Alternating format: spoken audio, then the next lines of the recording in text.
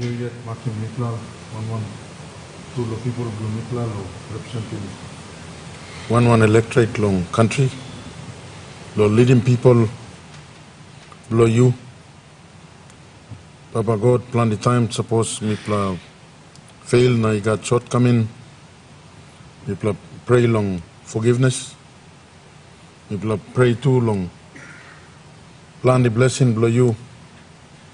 Come on top of Mipla, so Mipla can honestly and decisively leading people below you long way in a fashion you like longen. One time this law Mipla like talk low too low you yet line in Mipla longen. Our Father, who art in heaven, hallowed be thy name. Thy kingdom come. Thy will be done on earth. Give us this day our daily bread, and give us our trespasses, as we forgive those who trespass against us. And lead us not into temptation, but deliver us from evil. For thine is the kingdom, the power, and the glory, forever and ever. Amen.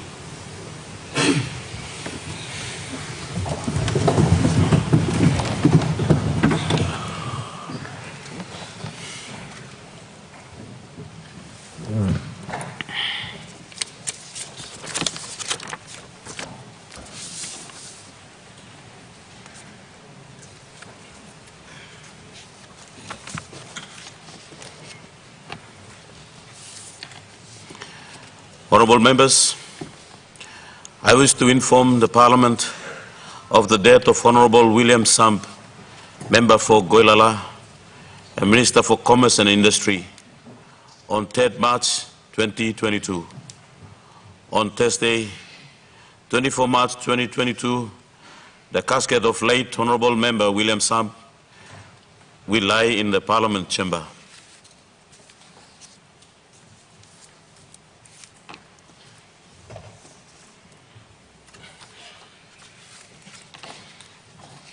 Honourable members, I have to inform the Parliament that I have, in accordance with Section 110 of the Constitution, certified the Attorney General Amendment Act 2022 and Public-Private Partnership Amendment Act 2022 made by the National Parliament.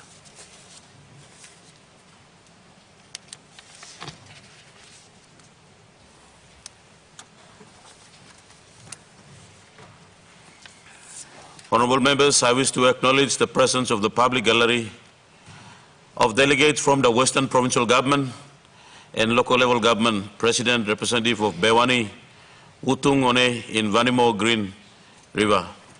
On behalf of the Parliament, I extend the visitors a warm welcome.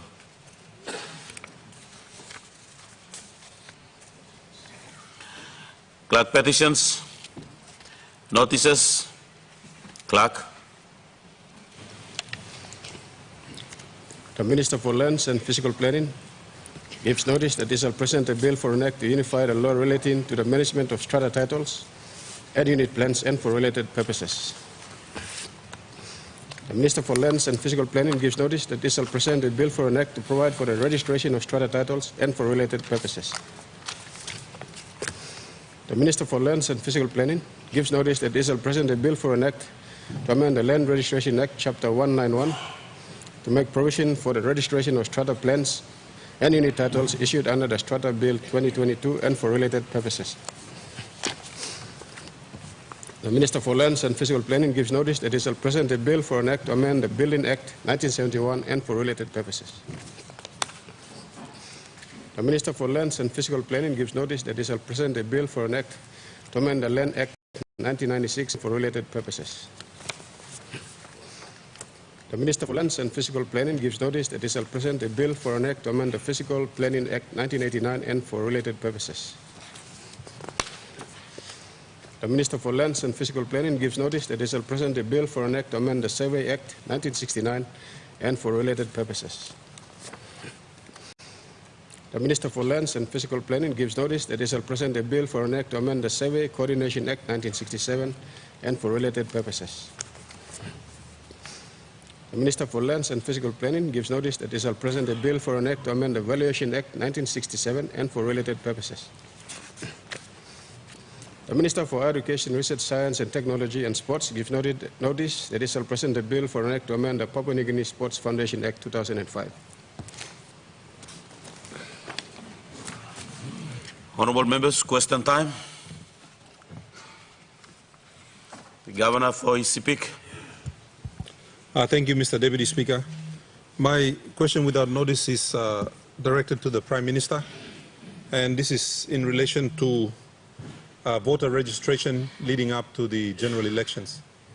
Mr. Deputy Speaker, I am informed that the process of registering new voters in my province has not yet fully commenced, and I would like to know why this is an issue, because when I asked my administrator, he was not able to provide a satisfactory response because the Electoral Commission could not provide him a satisfactory response.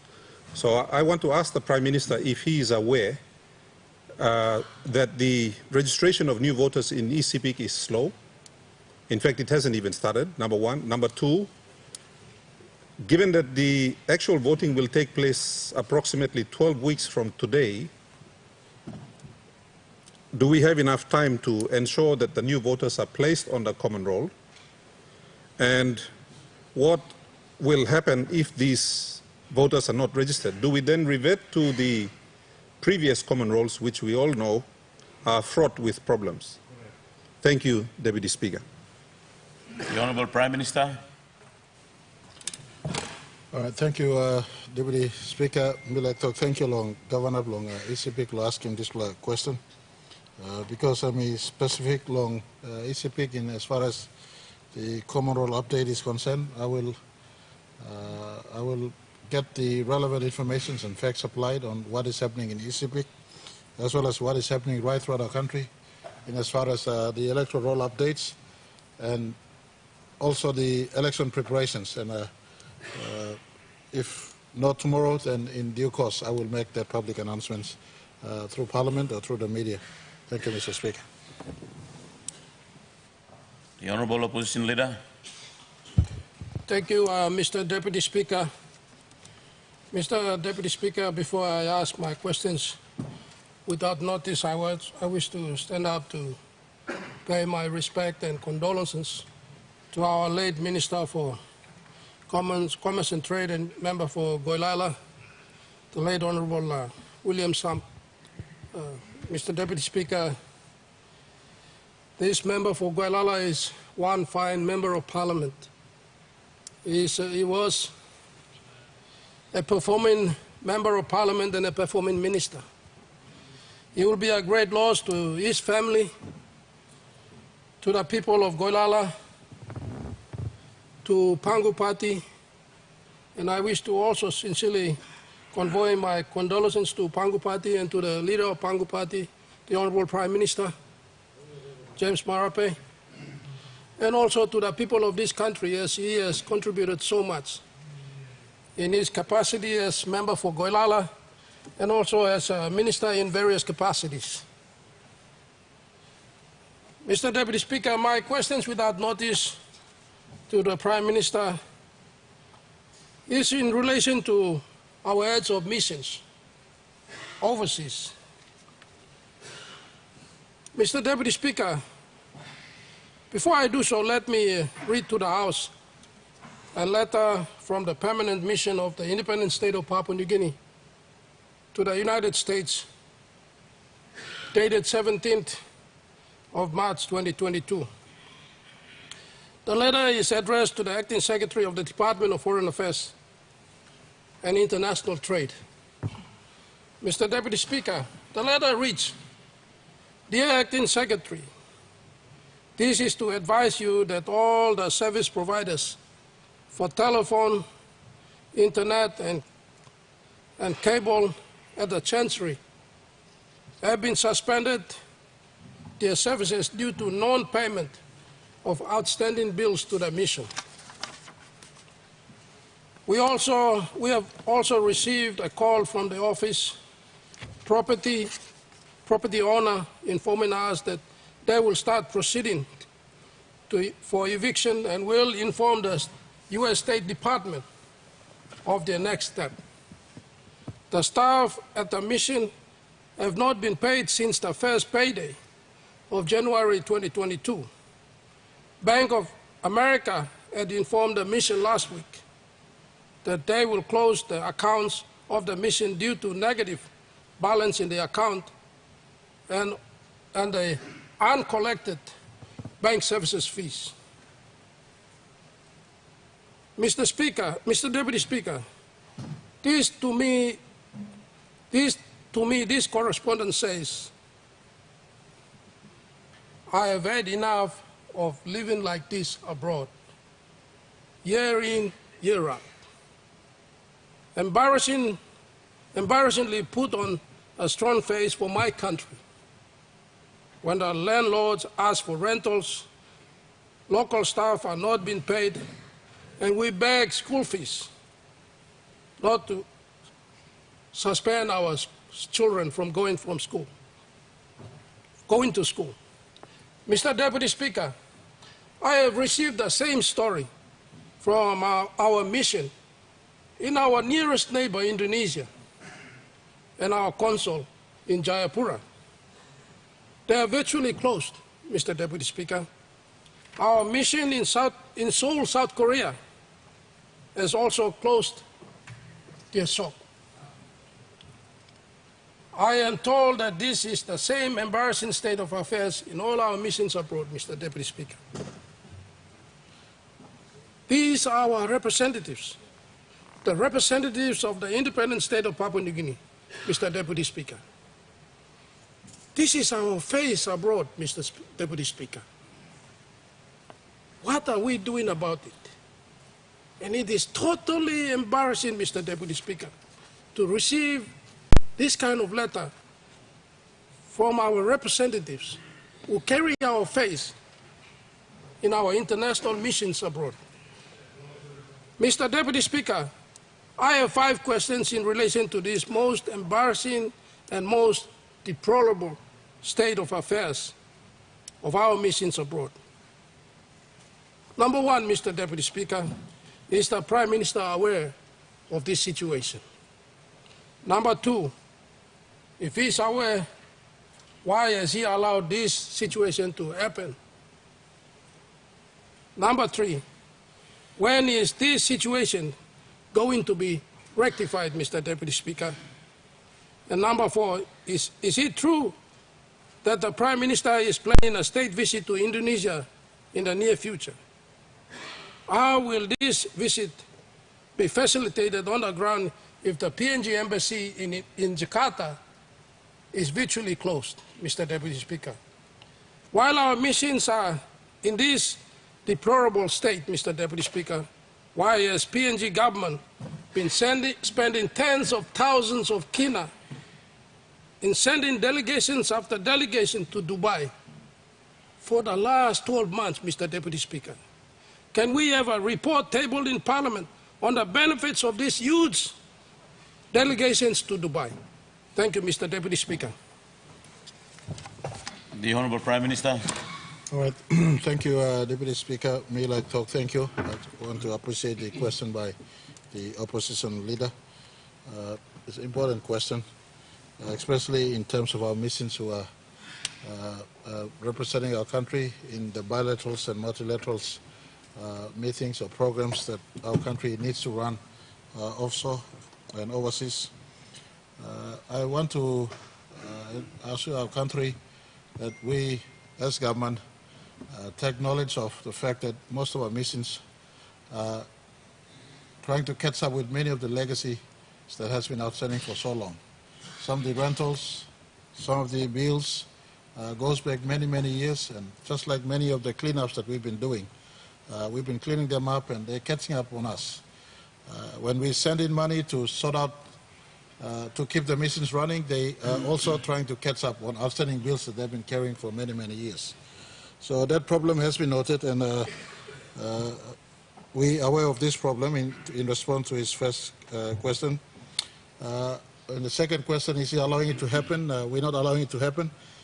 Treasury, since January this year, has been instructed to send money not through the Foreign Affairs Department, but directly through the missions concerned, so they could administer their own administration to ensure our missions are functional. Unlike in the past, where you would send the money through our Foreign Affairs, and Foreign Affairs then dispatch the money to our missions. In January, I did issue a letter that Treasury then went straight to the missions. So we are catching up on all those outstandings, as well as not just on the administration of the missions, but for instance, in the United Nations, or some of the our subscription fees to some of the multinationals and the agencies that we are part of, including United Nations, those bills or those fees are being addressed as we retire all these commitments. And I sincerely apologize for our faithful public servants, our heads of missions, who work in those missions and the family. I personally experience people who work, fine Papua New Guineans who work under duress and stress, carrying on with smile, representing our country. I just want to take this question and answer by thanking them that they have been serving their country very well. We hope in the future as we go forward, no more money going through Foreign Affairs to send to them. Treasury, and as we budget for them, and Treasury does water and straight to those missions who are serving abroad. On the issue on Indonesia, we are currently holding preliminary talks with the government in Indonesia and PNG.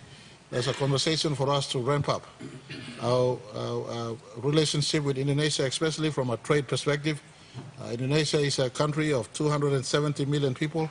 There are huge consumer appetite there. Our natural resources, including our land that could be used to graze beef and grow food, as well as the energy that we produce here can be sold to Indonesia on the other side. They are emerging economic superpower. They're in the global top 20 economies. We must see Indonesia in a greater perspective. They're not just nation-to-nation relations we have, or people-to-people relation, but more importantly, there's a greater potential for an economic relationship with Indonesia. In this context, we're discussing on a visit, if not in this side of the year in the 10th Parliament, that definitely I would have a note on my desk for a visit by PNG head of government to Indonesia after the elections is conducted. So that is a work in progress, and if Indonesian mission is struggling, like we are catching up in all other missions globally, that will be addressed to ensure that mission is functional, because the mission post in Jakarta is one of our most important mission posts, very strategic to our bilateral relationship, and especially in our effort to ramp up the economic and trade relationship. That post cannot be ignored anymore. On the delegations that are visiting Dubai, Dubai is this millennium's Dubai and the United Arab Emirates. Really, in my view, will be the melting pot of global business, commerce, and trade, as Singapore was in the last 20, 30, 40 years. There's a shift to commerce and trade being headquartered and centered in and around Dubai and the UAEs. They had the World Trade Expo running this year. PNG was given a slot. We took that slot, coordinated by our mission in Belgium, and our Deputy Prime Minister did head our delegation, as well as a number of ministers, including, for instance, the Agriculture Minister and the team, and the late minister who passed on. And I want to assure this House it wasn't a money waste. We are looking for places of export and trade and commerce that can be headquartered in or centered in. Dubai will emerge as a pivotal central point of commerce and trade and global economy spread or point of influence, especially at Dubai and Abu Dhabi and Doha and these places. You could go down to Africa, you could go back to Central Asia, come back to East Asia, or go to Europe. It's a very strategic place. We intend to make greater person-to-person, business-to-business, but also government-to-government relations. Our Deputy Prime Minister, as head of our delegation, will make a statement to the country. In fact, he's preparing a cabinet report on what was achieved and that will come in due course. And we intend to ramp up our own presence in that melting pot of commerce and trade. And I'll just give us an indication of what has happened. The Agriculture Minister was indicating to us that their level of biosecurity measures is far lesser than some of our immediate neighbors, neighborhoods. And for instance, in the area of coffee, the equivalent to the Honorable Agriculture Minister there indicated, you could bring your coffee here in Dubai, we give you a slot, you could process here and sell right around the world with the PNG labeling on it. So in that context, those sort of visits were made. We capitalized on the high exposure Dubai and Dubai Trade Expo does make to the global business communities, and our Deputy Prime Minister did led the delegation very well. Unfortunately, one of our ministers came back home deceased, but the program nonetheless was successful. We've established government-to-government contact, business-to-business contact, so that PNG's exposure to world of commerce and trade can be centered, not just out of PNG, out of Singapore, or out of Sydney, or in our part of the world, but also in what, in our view, our considered view, will be a center of world trade going forward into the new millennium. So our report is coming in due course, Mr. Deputy Speaker, but I just want to thank the opposition leader for raising important sensitivities on the need to ensure our trading posts are given due support.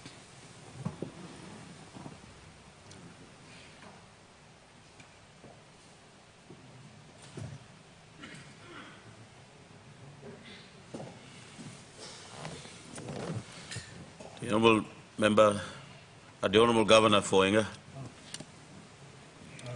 Thank you, Deputy Speaker. I also want to take this opportunity to join the opposition leader in passing our condolences and sorrow to the late Minister, the Honourable William Sam, the family, his electorate, and of course Pangu Party. My questions, without notice, Mr. Deputy Speaker, is directed to my brother and Minister for Health, the Honourable Wong. I want to take this opportunity today to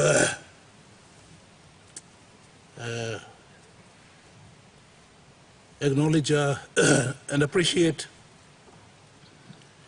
the government led by former Prime Minister Peter O'Neill, the Honourable Peter O'Neill, in securing an Action Bank loan to start building the much publicized Enga Provincial Hospital project in Enga. I want to also put it on record today that this project is running at least 12 months late on the initial schedule, and basically because our previous government was not able to meet the 15% counterpart funding that we are required to pay on behalf of the state. Since the change of government, the Honourable Prime Minister, the Honourable James Morobear, the Treasurer, and Minister for Health himself have tried to accelerate and assist the provincial government and the people of Enga in progressing this very important project. Now, let me remind this Parliament and the people of this nation that this hospital is the first hospital to be built on a fresh provincial hospital built after independence. All our hospitals were built prior to independence. This is the first one. I want to take this opportunity to thank the previous government and this government to continuously support and give us confidence as a province to deliver on this very important project. And as I said, because of the government's, the former government's inability to funding the initial counterpart funding, we are late by about 12 months now. But thanks to this government, we have progressed and have caught up, and hopefully the hospital will be operational for use by the end of this year. Mr. Deputy Speaker, my concern is this, and I want to share it with members of this parliament. You know, building a hospital seems to be a good idea, but more importantly, the building of the infrastructure, to me now, is not as important as actually getting the manpower and the equipment to make it actually operational. So, Mr. Deputy Speaker, my question to the good minister is this. Because we are building this hospital as the first, as a nation ourselves,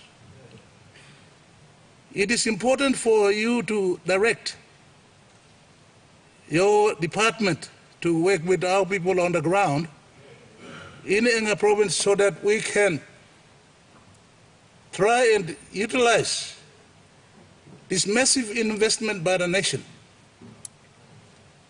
to actually achieve giving health care to our people in this nation. So it is critical now for your department to take a lead in trying to find out what kind of services we need to give from this new infrastructure.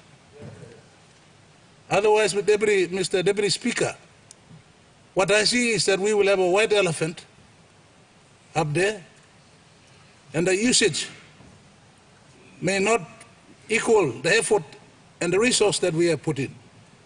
So, as a province, we know where to go. But, Mr. Deputy Speaker, it is important that the Department of Health actually takes ownership and takes the lead so that we can also help. Because, Mr. Deputy Speaker, I can tell you that this infrastructure, this service that we are putting up in Enga can also assist the whole nation in meeting some of the critical health care needs that we have in the country. As a province, Enga has got 6 district hospitals, functional. They are not up to the very best, but they are functional. So we are prepared as a province, realizing the big investment the national government has made to making sure that this facility is available to the country, and it is for the department. Honorable Governor, can you put your question to the minister? Make your statement short and put your question. Thank you, Mr. Deputy Speaker. I think there was not too many standing up, so why don't you just let me keep on going for a while? Thank you very much. Mr. Deputy Speaker, it is so important and critical. It's a big investment there. So I am just asking the minister, it's going to be a challenge. This is the first one. Let's make this one work to serve the country. And then the idea about our government having all these provincial hospitals will actually work. So I'm just, Mr. Deputy Speaker, I'm just trying to make sure that the minister takes note of what I'm trying to say so that we can take ownership of this big investment. Thank you. Honorable Minister. Thank you, Deputy Speaker, and I thank the good governor of Enga. The Enga Provincial Hospital is our pinnacle of health infrastructure in our country. It will be the #1 hospital, second to outside of Port Moresby. We've already looked at specialized products that will go into the hospital, as well as looking at the specialized areas where we need to furnish the hospital, to use it at its best capabilities. So the options that we have are international and domestic. We've spoken to many of our foreign partners We've spoken domestically on what will entail to have such a great hospital in Enga, which will service the whole region, and not only the region, but I think it will service the whole country due to the sheer size of it and the expertise that we're putting into Enga Provincial Hospital. We will be ensuring that this government has been ensuring that health service is a #1 priority. The government has, as the governor had said, the government has put a lot of effort into prioritizing and ensuring that infrastructure for health is a priority. So with that, we are also planning to look overseas to see that wherever specialized vocations that are needed are brought in to make sure that the hospital runs perfectly. We hope by the end of the year, the government has put a lot of money into the provincial hospital, as you can see in this year's budget, and we hope to ensure that we will make sure that the hospital becomes a priority. Thank you. You have a supplementary? The Honourable.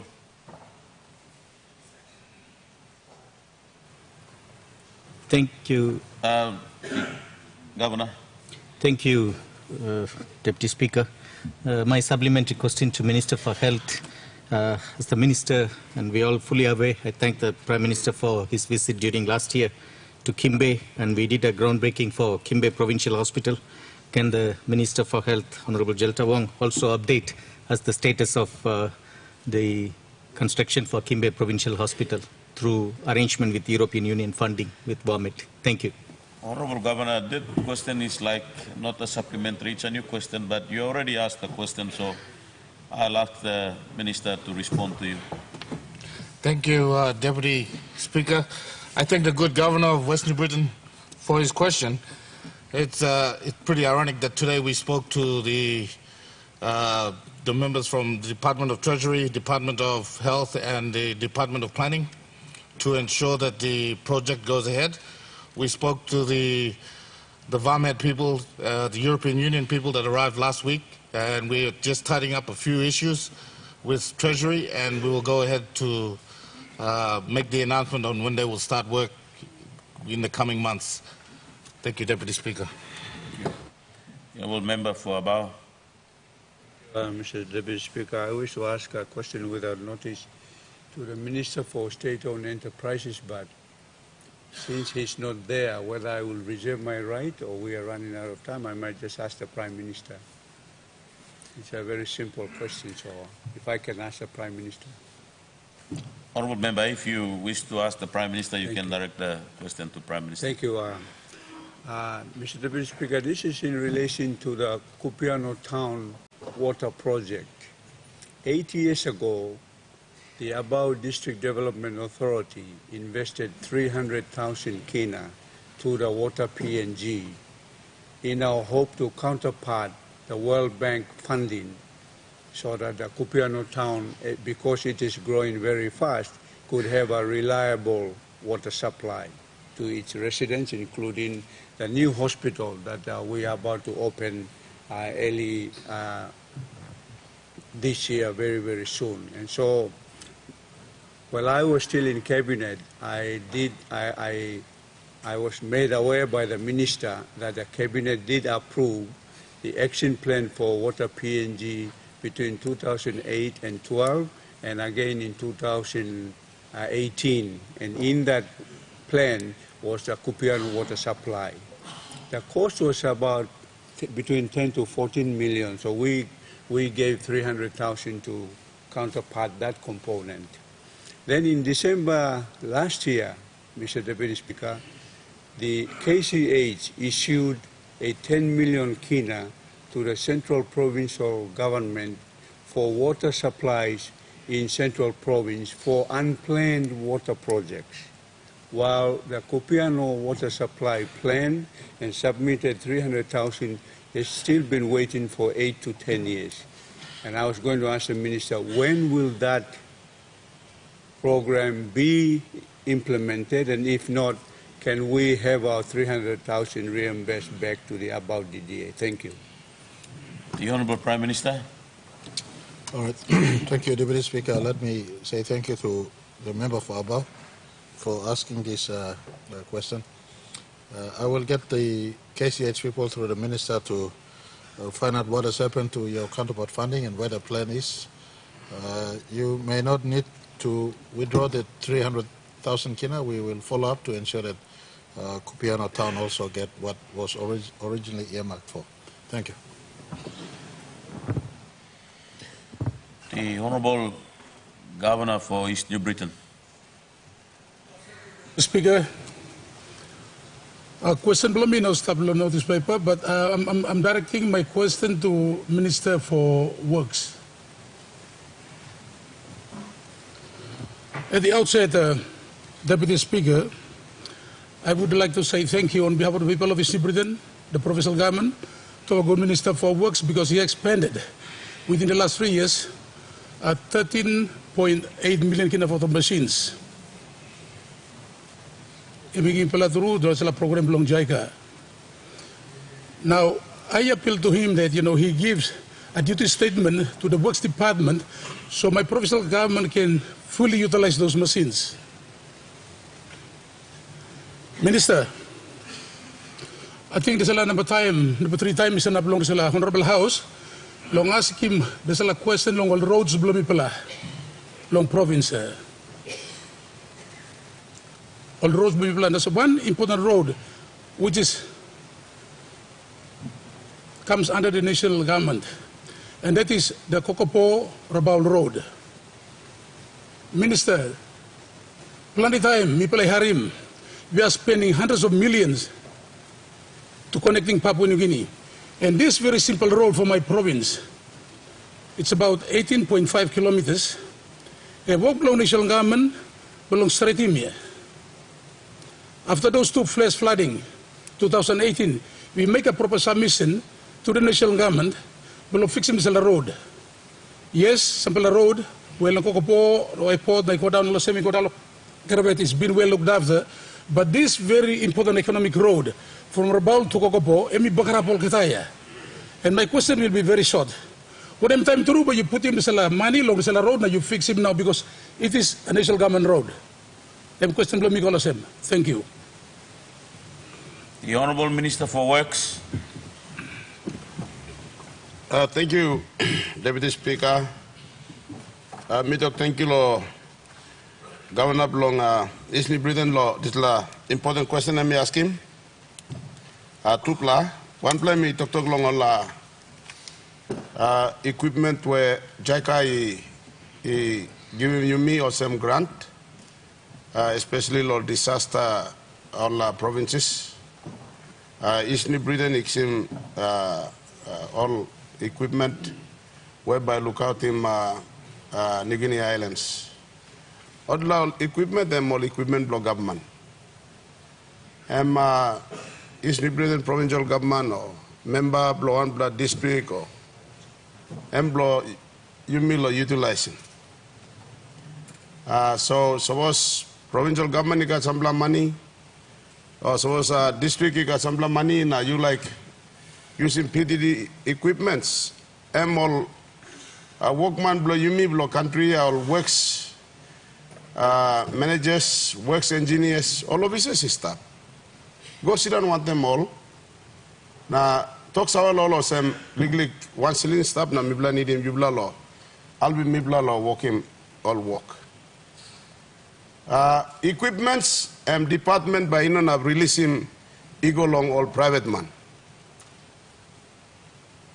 All PDD equipments, all equipment for government, so government by working work. All we need to do is sit down with them and put some funding, blow by them liquid fuel, na kind of some, na you can work on them. I don't know why all workman blow me long East New Britain, Department of Works, panim hard liquid law, album provincial government or all districts for that matter. So by me find him out, 2 plus something, 1, so if you got money, go sit on the mall line the works department. They are out there to save you. Suppose you know got money, emba also money low. He had. Suppose you like him, mipla lo give all equipment come long all private man lo operate him, emba no got. Because all equipment lo government got workman lo operate him. Number two, yosem long Dilla Road, lo Kokopo, igol geta lo Rabal, Mr. Speaker, mi ol geta sa lo Rabal, igol lo Kokopo, governor mi talk through Dilla Road got big la bagarap through. Na no got one la government ni put him one plus serious money, lo improve him this la road. Mi yosem Minister Blow Works, Mr. Staff lo tam blow lo finish blong process.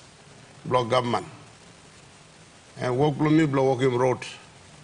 Me need the money must come and tablo head blow wara na bien me stop tamblo na mikisim. But me walking walk. No got money time and me hat lo me too. Me no na blow give money you.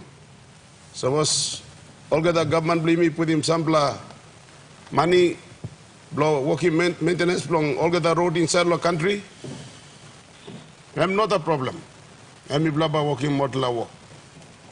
Mr. Deputy Speaker, even the time Gessel restoration program may come up, plenty money been go long up to. That's all. Time you go to the road, governor me talk straight. Me play put him sample money lo fix him road lo Tokuai kam lo Kokopo. Na government sa put him sample money lo fix him road from Kokopo igo sem lo Vuda. Taso lo Kokopo igolo rabal through nogat na nogat. So, Mr. Speaker, suppose government is sorry lo me na give some lili money, me like talking governor or some, but meeting him you. That's all me must talk him you straight or some. Money where me by panim longen and by no nablo rehabilitate him de la road. Blo league maintenance that's all cut him boost na grade him possible. Right now, me will wage stop. Prime Minister blame me, na government blame me, come good, lo display here towards long. Last then, blood election time, me black sim sampla warrant finish. Na government itog lo give sampla warrant more so. Good plus you ask him question lo right time. I will give it my best. As I speak, Secretary of Department blame me lo works and me RM staff. So we will help you a little bit, but we can talk later. You can put in some plan, and put in some plan, and we can work one time. Thank you, Deputy Speaker.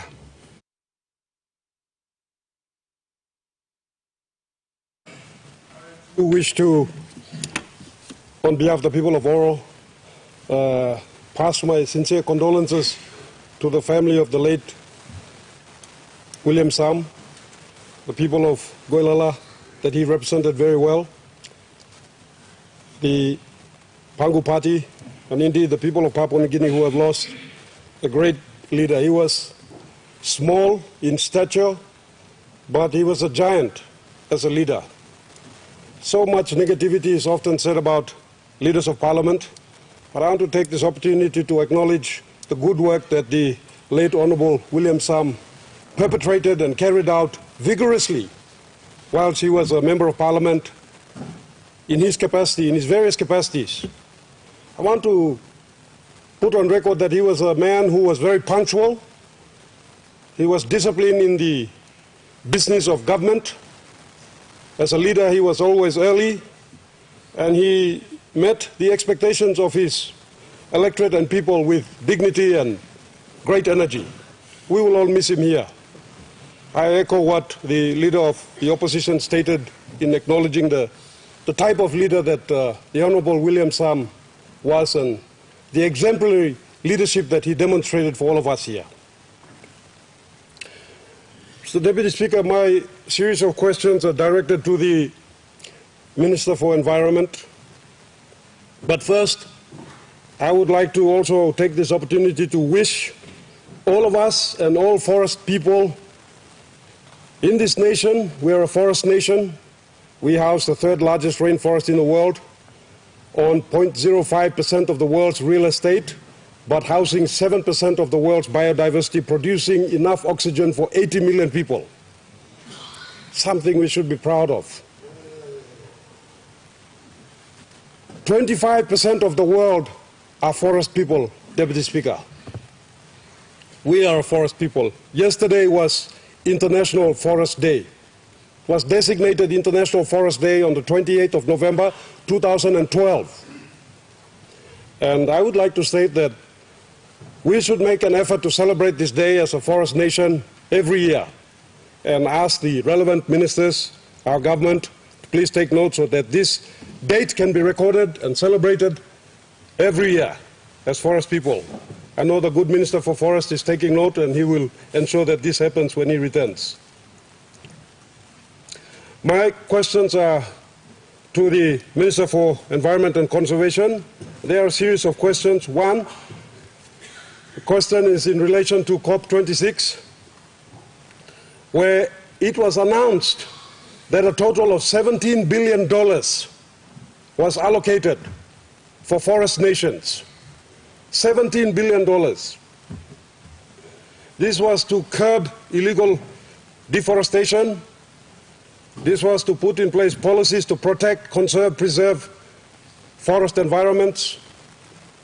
And my question is this, Deputy Speaker, what efforts has the Minister undertaken to ensure that Papua New Guinea is first in line to have access to these funds? If he can advise us of this. Number two question is in relation to an ongoing activity or effort that's undertaken in my province, that of illegal logging in Collingwood Bay. The matter is before court. But in regards to this specific matter, it is not in court. That is the matter of pollution of the waterways. A report which I presented to the then minister, the current minister, sorry, Deputy Speaker, and he actually issued a stop work notice using his powers, and a notice was given for the company to stop logging, to pay a fine. Well, they have not taken note of this. They are continuing to log illegally, they are continuing to trespass, they continue to pollute the waters there. So I want to ask the minister, what is he going to do about this now? Is it now the trend that we must issue fines and warnings but then ignore them when they ignore our laws? What do we do? Can the minister advise us as to what his department is doing about this particular transgression that is continuous and ongoing by that particular company in my province? Thank you, Mr. Deputy Speaker. Minister for Environment.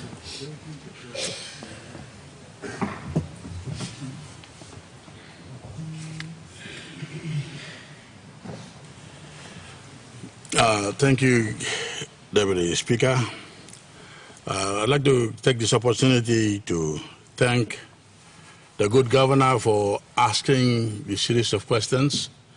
But before I do that, I also like to take this opportunity on behalf of my family and the people of Chuave to pass and convey our sincere condolences to the late Minister for Commerce and Industry, who was in fact one of those ministers that spoke very little, but what he achieved spoke volumes.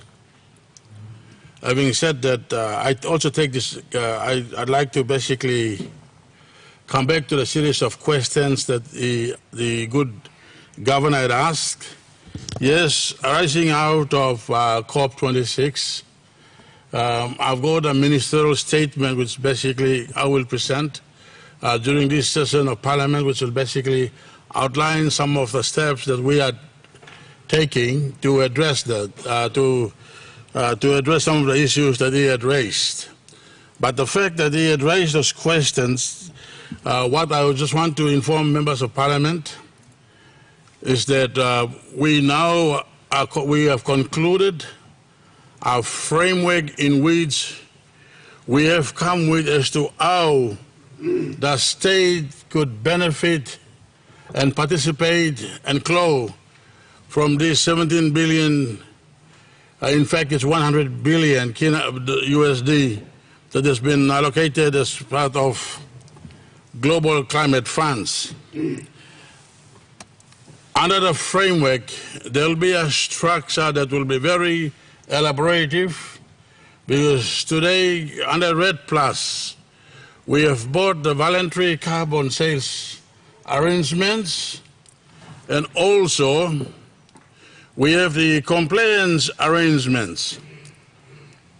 In terms of the voluntary carbon arrangements, these are arrangements that are done by landowners who, of course, own the resources.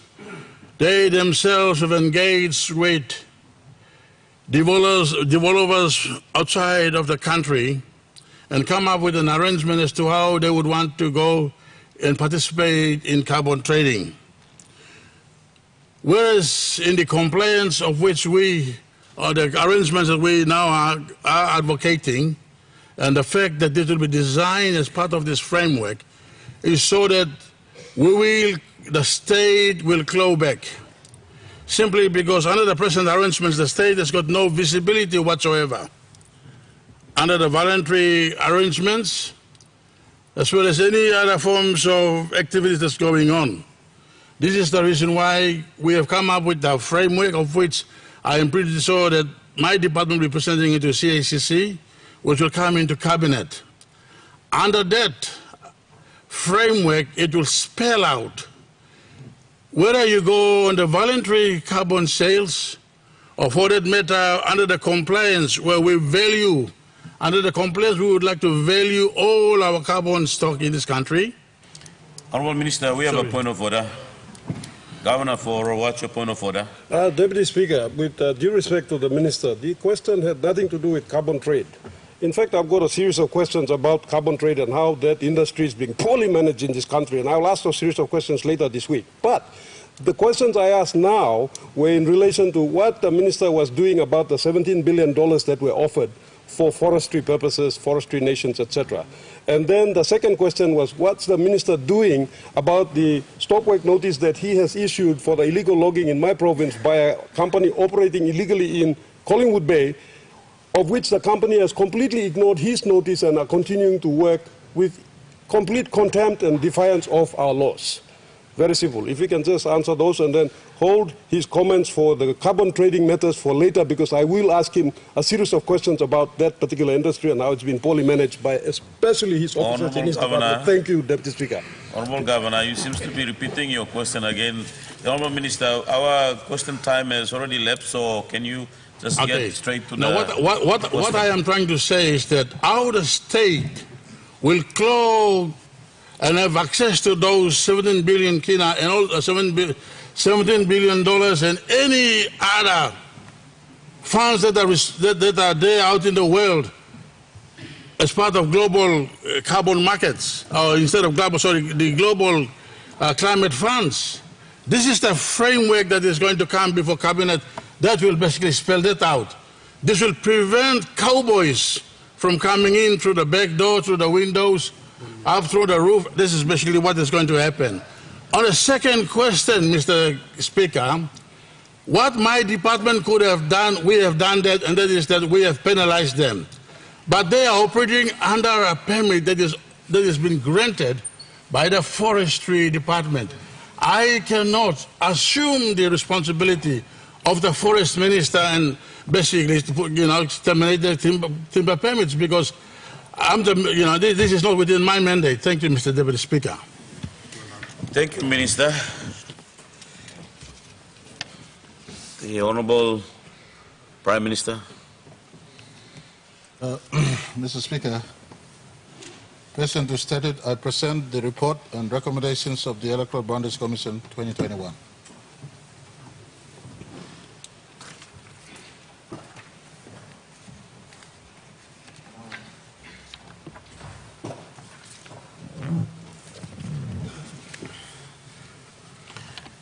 The Honourable Prime Minister. Mr. Speaker, I move that the report and its recommendation be adopted.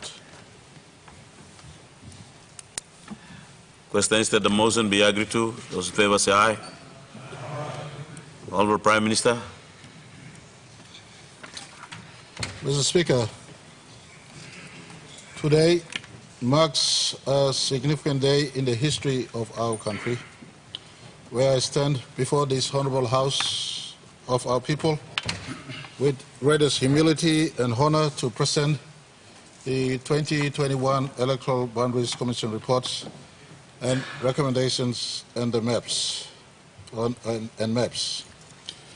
Our forefathers in their wisdom in crafting out the foundations of our Constitution envisioned in goal number 2 of the National Goals and Directive Principles that it is the goal of every government to ensure all citizens have an equal opportunity to participate in and benefit from the development of our country.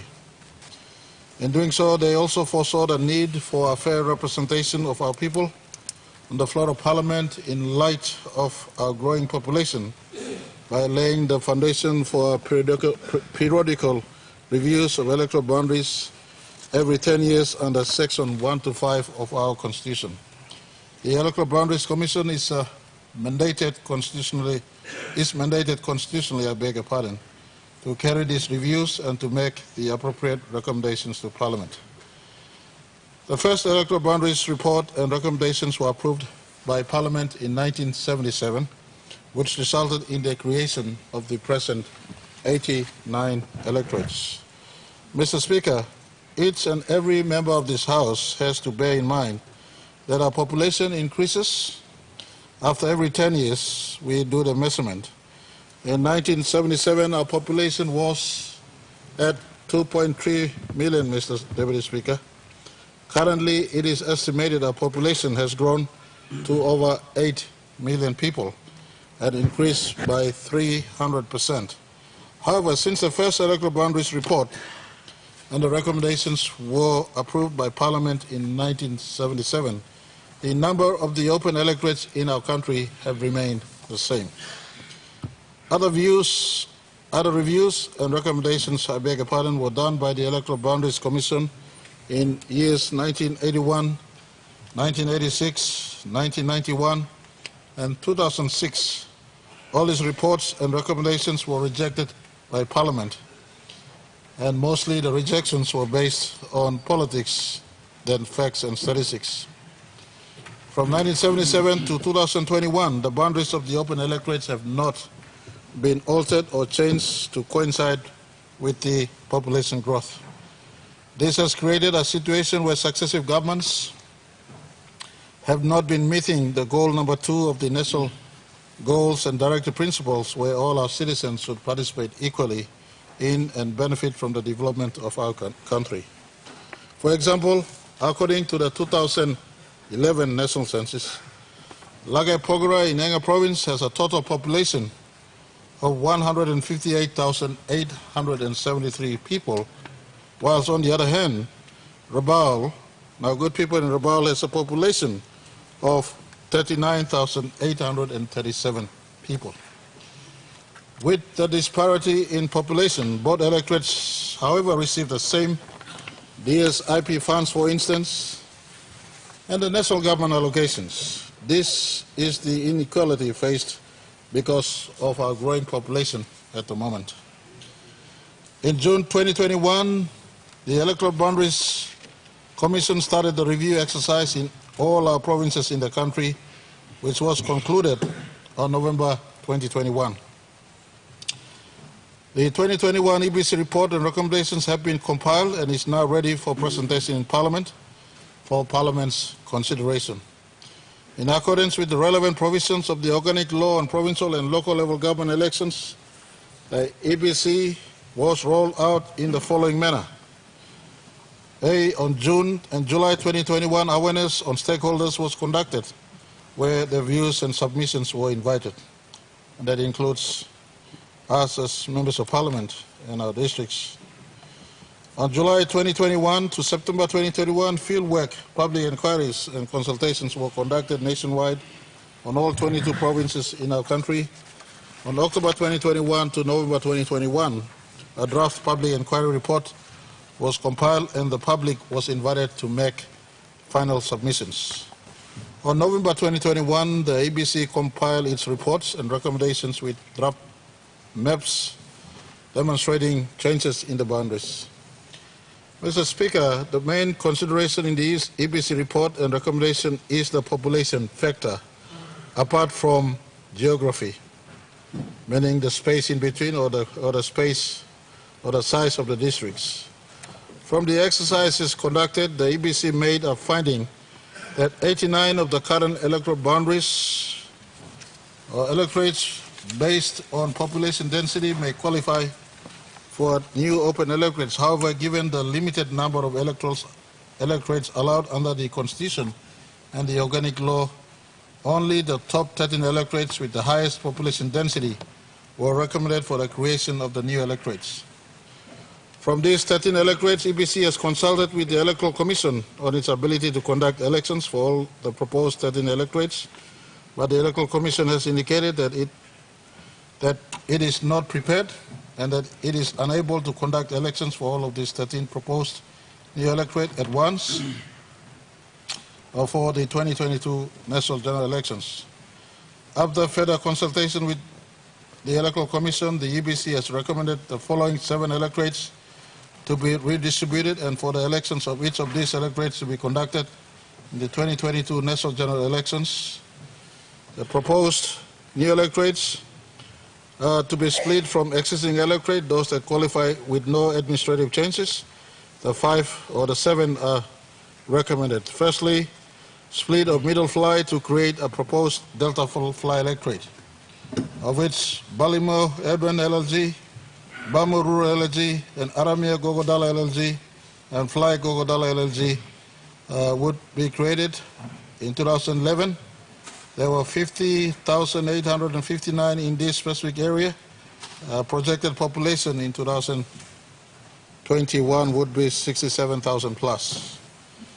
The second electorate proposed for split would be Karikuhiri, a split for the creation of Hiri Koyari. The Hiri Rural LLG and the Koyari Rural LLG would form the new electorate. Population as at 2011 was 63,016. Population projected in 2021 would have been 87,000 based on a 3% population growth. The third electorate proposed is a split of Ijivitari to create the Popondetta electorate. I beg your pardon, the next LLG to be included in Karikuhiri would have been Wanapa Brown, and it's not in, I've omitted that in my recommendation for the split of the Karikuhiri. The third electorate proposed would be split of Ijivitari to create the Popondetta electorate, and the Popondetta Urban LLG, the Oro Bay LLG, the Higitaru LLGs in part wards 22 to 28 are recommended. Of that, Popondetta LLG population in 2011 was 72,000, and there's a focus on a growth in population in 2021 to be at 74,000. The Talasia electorate is to be split to create the Nakanai electorate. Recommendations of proposed LLGs to be in Nakanai includes Hoskins Rural LLG, Mosa Rural LLG, Central Nakanai LLG, and East Nakanai LLG. Population of what was 122,418 in 2011. Today it is forecast that the population is above 165,000. A split of Bulolo and WOW into what would be WOW Warrior. The new electorate would be WOW Rural LLG, Warrior Rural LLG, and WOW Urban LLG. Population at 2011, what would have been 44,142 to 55,000 plus population at 2021. Please note this is an important strategic economic district in the context of many activities and the many issues that happen in this part of our country. Those who are affected also given due consideration in the fact that a big electorate with huge economic activities, the Hidden Valley and the Wafi Golpu and all the many other issues associated with both WOW and Bulolo, this district emerges overqualified for split. The next district recommended for split would be Komo Magarima, the district that hosts the LNG project.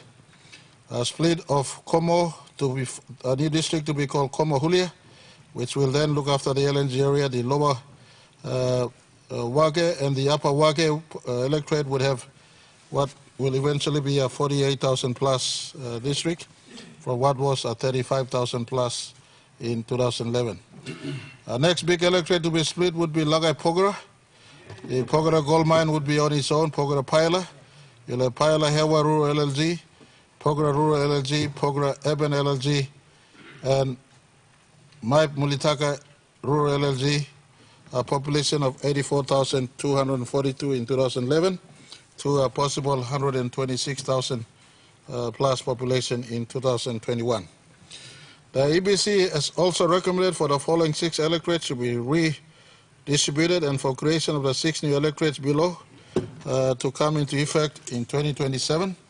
The Alatau electorate to have a new proposed new electorate called Baniara electorate, which will include the Maka Maka Rural LLG, the Daga Rural LLG, and the Weraura Rural LLG. Proposed population to be in 2026 at 78,800, and 2011 it was at 59,142. Proposed new electorate to be split from within the Port Moresby Northwest and the fringes for the Motu Koita to be called Motu Koita wards, projected population at 61,000 by 2026. Currently, or at 2011, the population was 45,365. The Gazelle electorate is to be split and creation of a Banning electorate, the Inland Banning Rural, the Lasul Banning Rural, and the Sinivit Rural LLG. In 2011, the population was at 59,483. In 2026, there would be around 79,000 plus. A split of Angoram electorate to create the Middle Civic electorate, the Angoram Middle, the Civic Rural, and the Karawari Rural LG. In 2011, there were 39,581. Projected population by 2026 would be 52,642. The Imbongo electorate to be split to create a Mendi Central, the Lower Mendi LLG, and the Mendi Eben to be at 71,000 plus in 2026. Currently, or presently, I beg your pardon, in 2011, they were at 53,959. The Anglim Sadwagi to create an Anglim electorate. The Anglim, one of the biggest rural LLGs we have, the Anglim LLG, to have, which in 2011 had 100,306 people. A projected population in 2026 at 133,000 people to be given electorate of their own. Based on the inability to conduct the elections on these 6 proposed electorates in 2022, in as far as administratively is concerned, and constitutionally, the EBC has therefore recommended that the elections be proposed, or of these proposed new electorates, be included in the 2027 national general elections. Mr. Deputy Speaker, these proposed new electorates have been recommended by the EBC based on national census carried out in 2011. However, the projected population has increased over time. If approved by Parliament, the election for the proposed new electorates, Delta Fly, Hirikwari, Popondeta, Nakanai, Warrior, Komohulia, and Pogara Paila will be held in 2022 general elections, and these electorates will be implemented and functioned thereafter. The elections for the proposed new electorates in Baniara, Motu Koita, Banning, Middle Sepik, Mendi Central, and Anglim will be held in 2027 onwards. Mr. Speaker, having said that, with the greatest honor, I now present the 2021 Electoral Boundaries Commission reports and recommendations and the maps before Parliament for tabling and our subsequent approval. Thank you, Mr. Speaker. The Honourable Opposition Leader. Thank you, Mr. Speaker. Mr. Speaker, I wish the Parliament to take note of the Prime Minister's presentation of the report and recommendations of Electoral Boundaries Commission 2021. And I wish to debate upon it, Mr. Deputy Speaker. Make your debate. Mr. Speaker, whilst I appreciate the Electoral Boundaries Commission report 2021 and the presentation by the Parliament, by the Prime Minister to the Parliament. And while I appreciate the good intention of the Prime Minister and his government, Mr. Speaker, I wish to ask very critical questions. Firstly, Mr. Deputy Speaker, I do not know which census report on our population the Prime Minister is basing, or even the Electoral Boundaries Commission is basing their statistics on. As far as I know, we have not conducted any census to be able to ascertain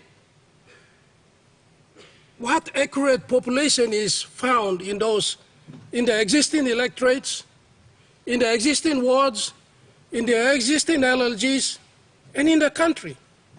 Even on the floor of Parliament, we work on a guesswork. Some of us say, oh, we have 8.5 million people. Others say we have 10 million people. We do not know the accurate population of our country. We do not know. We are just basing our numbers on guesswork. And that is how successive governments, and this government has failed our people to be able to tell us the exact and the accurate population of our country. You see, Mr. Deputy Speaker, to be able to develop any country, you must have accurate census of our population, accurate data of our population so that we can distribute those services to our people. We have no national census. We do not know exactly population per ward. We do not know exactly population per LLGs. We do not know the exact population per districts in our country. So how can we deliver equitably the resources of our country? I have seen and I've witnessed in the last 15 years of my tenure in Parliament that sometimes, or if not all of the time, some electorates are getting more money than other electorates. Some wards are getting more money than other wards. Some districts are getting, or some LLGs are getting more money than other LLGs. Here we are trying to create extra wards. But then you look at it, you come to reality. Just today I asked a question about our heads of missions having problems with money to be able to function. Creating new wards, creating new LLGs, creating new districts involves cost. Involves cost. Where are you going to get all these monies to fund new wards, new LLGs, and new districts? And here we are, Prime Minister is telling us through this report that some of these electorates, we're going to hold the elections this year, 2022. You have to create a new office of the new Member of Parliament. You have to create a new district office for the new CEO of the district to function. You have to create a new office for the new district finance manager and all the public servants involved. It all involves cost. It all involves cost. How can you be able to budget appropriately? We have not even captured these electorates in the 2022 budget. This is just a wishful thinking, Mr. Deputy Speaker. We have not even captured it. How? Now we are asking Australia to fund our 2022 national general elections. For goodness sake, Mr. Deputy Speaker, we are an independent country. We have been independent for 46 years. Honorable Bush Leader, we have a point of order. Prime Minister. With respect to the very learned opposition leader, Australia is not funding our national elections. They're assisting us in some aspect of national elections. Not more than 5%, 6% of what is required for elections. They're just assisting us. They're not funding our national elections. Thank you, Mr. Speaker. Thank you. Honorable Opposition Leader, please your debate on the statement presented. Thank you. If they are not funding, then we are going out there and we are trying to borrow. We are trying to borrow to fund our elections. But the fact is this, Mr. Deputy Speaker, we can't deliver the DSIPs on time. We cannot deliver the PSIPs on time. Well, if you are getting on time, maybe the people, members of parliament in government, not in the opposition. Let me get that straight. Mr. Deputy Speaker, if we cannot deliver the existing roads, just like today, the Minister for Works has said that there's no money in response to the governor for East New Britain province. It's not about creating new districts, new LLGs, new wards. It's about the prudent financial management of a government of the day, Mr. Deputy Speaker. We have to define the standards of financial management in our country. It's not about creating new districts so we can deliver service. Papua New Guinea has not expanded in size. Population may have grown. Prior to independence and after independence, airstrips were maintained. There were very good roads. There were hospitals were functioning. And today we are not given passing big budgets.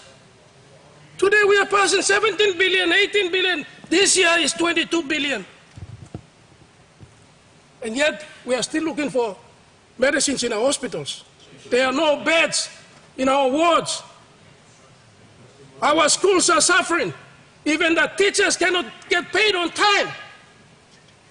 The health workers. Yeah, we are trying to create new seats for members of parliament. It's not about creating new seats of parliament, creating new district headquarters. It's about prudent financial management in our country. That's lacking by successive governments. That is lacking in our country, Mr. Deputy Speaker. You look at the SOEs.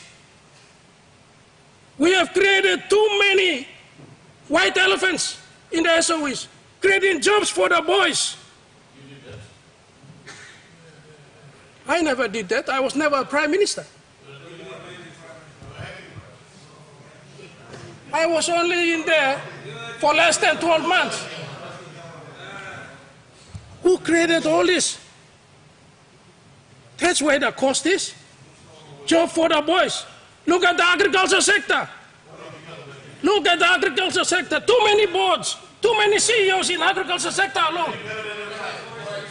You have no idea, Minister. You are just carrying the title around and you don't know your job, Mr. Speaker. Order, order, order. Mr. Deputy Speaker.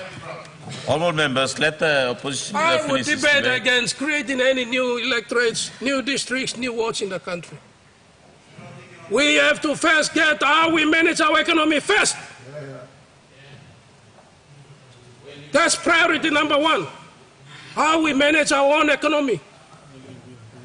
We are not doing things right. We are building a road when it's supposed to cost 10 million, we are putting 100 million so we can make cuts out of it. That's where all the money is going. Order. We are building a hospital when it's supposed to be 3 million and we are putting 15 million. That's the fact.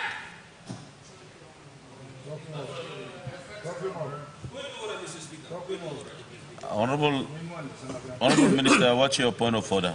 He shouldn't be making allegations or insinuations. If he's got facts about the hospital being built and there's inflation of that contract or anything that's built, he should put the facts here. He can't just state and say, we're building hospital, we're building this. There's a lot of programs running. If you have facts, state the facts. You can't make allegations on the floor, Mr. Speaker. Honourable Minister, your point of order is in order. I'll ask the opposition leader to... Well, I'll keep a fact. 2 billion has been parked in his discretion for this year's budget. 2 billion. Unbudgeted for, there is no itemized, but 2 billion is parked in the Minister for National Planning. We have a point of order. Member for Angoram. Thank you, Mr. Speaker. Tamiblo lo tok lo flow lo parliament. Na sutin pinga go kami amaski. I must talk straight lo wani mo green too. Miblo civic na miblo one Ukraine. No can go para nothing. I built hospital. We built the hospital of the USIP. What have you done for one Ukraine? Look at your honorable member, you're not raising a point of order. You're trying to debate against your colleague member, so... The opposition leader said 2 billion is parked for the planning minister's discretion. That's absolutely absurd and full of untruth. So he should correct himself. These are program funds for programs that are parked. There's no discretion fund for the planning minister to the tune of 2 billion Kenya. So can you advise the good opposition leader to rephrase his amount or correct himself, please?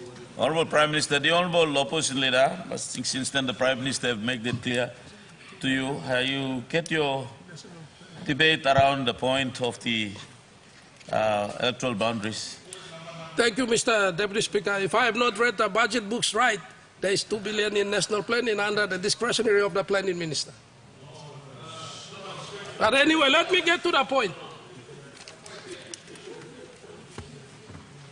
We are here worrying about creating new districts, new LLGs, and new wards.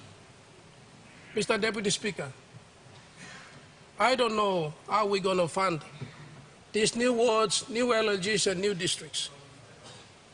We have a debt of 53 billion. We are creating another cost. You're going to worry about cost of paying the new members of parliament? You're going to worry about creating new public service, the new district administrators who are coming in, the new finance managers, and all the staff that's involved. I don't know where we're going to get the money. When we have not facilitated the Papua LNG to come on stream, when we have stopped the operating mine in Pogera, when the gold price is at $2,000 per ounce, when we have stopped the low-hanging fruit that I borrowed the words from the Prime Minister of Wafi Golpu, where are we going to generate the revenue from? We are living on borrowed time and borrowed life. We are in ICU. We are in the ICU as a country. Honorable Opposition Leader, we have another point of order. Member for Lagia Pogara, what's your point of order? Deputy Speaker, the opposition leader seems to be arguing on issues around the economy of this country. Where our country and its economy is based is where population is, the people. Here we are presenting the Electoral Boundaries Commission that really matters to the population of this country. And we have electorates. Honorable Minister, Honorable Member for Lagia Pogara, argue on if you are trying to make a statement regarding the opposition leaders, Honorable Member, the Chair is talking. If you want to make a statement regarding to the opposition leader's statement, I would not allow you to. Deputy Speaker, I'm just trying to let the opposition leader know that the issue here is on electoral boundaries, not on the economics and other issues of this country. So can we get it right? Honorable Minister, your point of order is out of order. We are debating the Electoral Boundary Commission, and there will be related matters related to the debate. So I will allow for other members to make your debate later. I'll let the opposition leader to finish his statement. Thank you, Mr. Deputy Speaker. The need here is not creating new wards, new LLGs, and new districts. The need here is fixing police barracks, fixing military barracks, fixing the living conditions of our teachers and health workers throughout the country, increasing their pay, increasing their living standards, the accommodation, the classrooms, the health centers, making sure that there is enough beds in the wards, in the hospitals, making sure that there is enough medicines. That's the need. The need is not about creating new wards, new LLGs, and new districts. We are just increasing cost when we are still a monkey on our back. We are not worried about our public servants, existing public servants, our teachers, our health workers. They have been crying for better conditions. This is where the real need is. Not about creating electorates or James Morobear was the Prime Minister and he created this new electorate. No. I want people to know that James Morobear was the Prime Minister and he fixed the hospitals in this country. He fixed the roads in this country. The Honourable Opposition Leader, we have another point of order. Member for Untitled, what's your point of order? The creation of these additional districts is to address these issues that he's talking about. Particularly when you look at Ujibitari, it is 12,700 square kilometers, opposed to when you look at Wabek, which is only 1,090 square kilometers.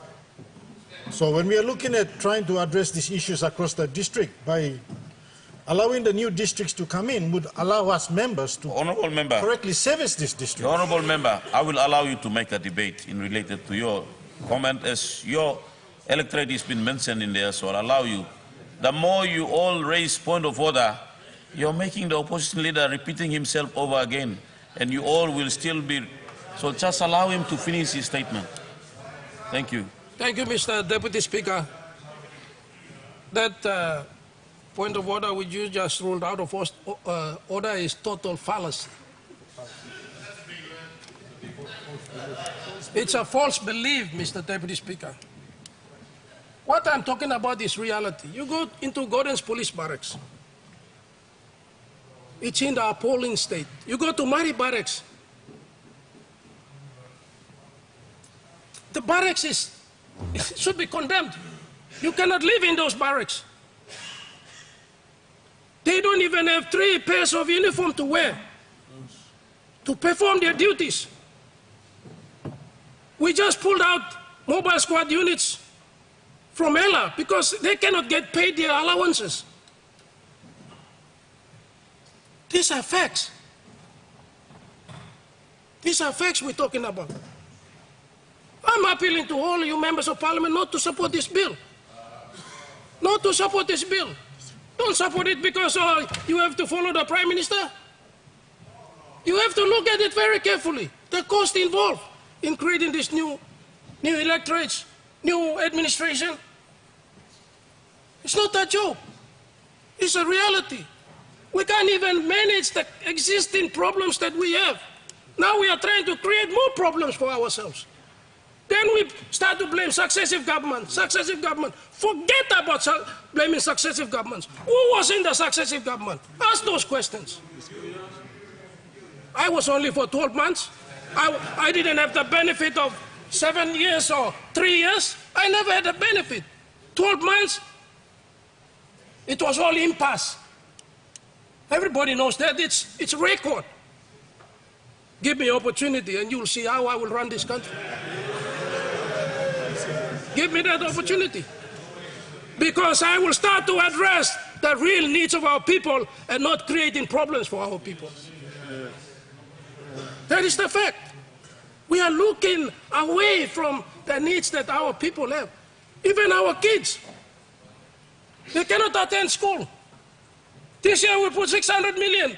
We have to ask our foreign partners to assist us to fund those free education programs. And we will continue to borrow and borrow. We are like the patient at ICU. We are living on life support as a country. And this is not fallacy, this is the fact. You don't have to be an accountant or economist to know all this. Mr. Deputy Speaker, we should stop all this nonsense of creating too many costs for ourselves. We should look at the reality on addressing our existing issues, existing problems, improve the standards of lives of our people.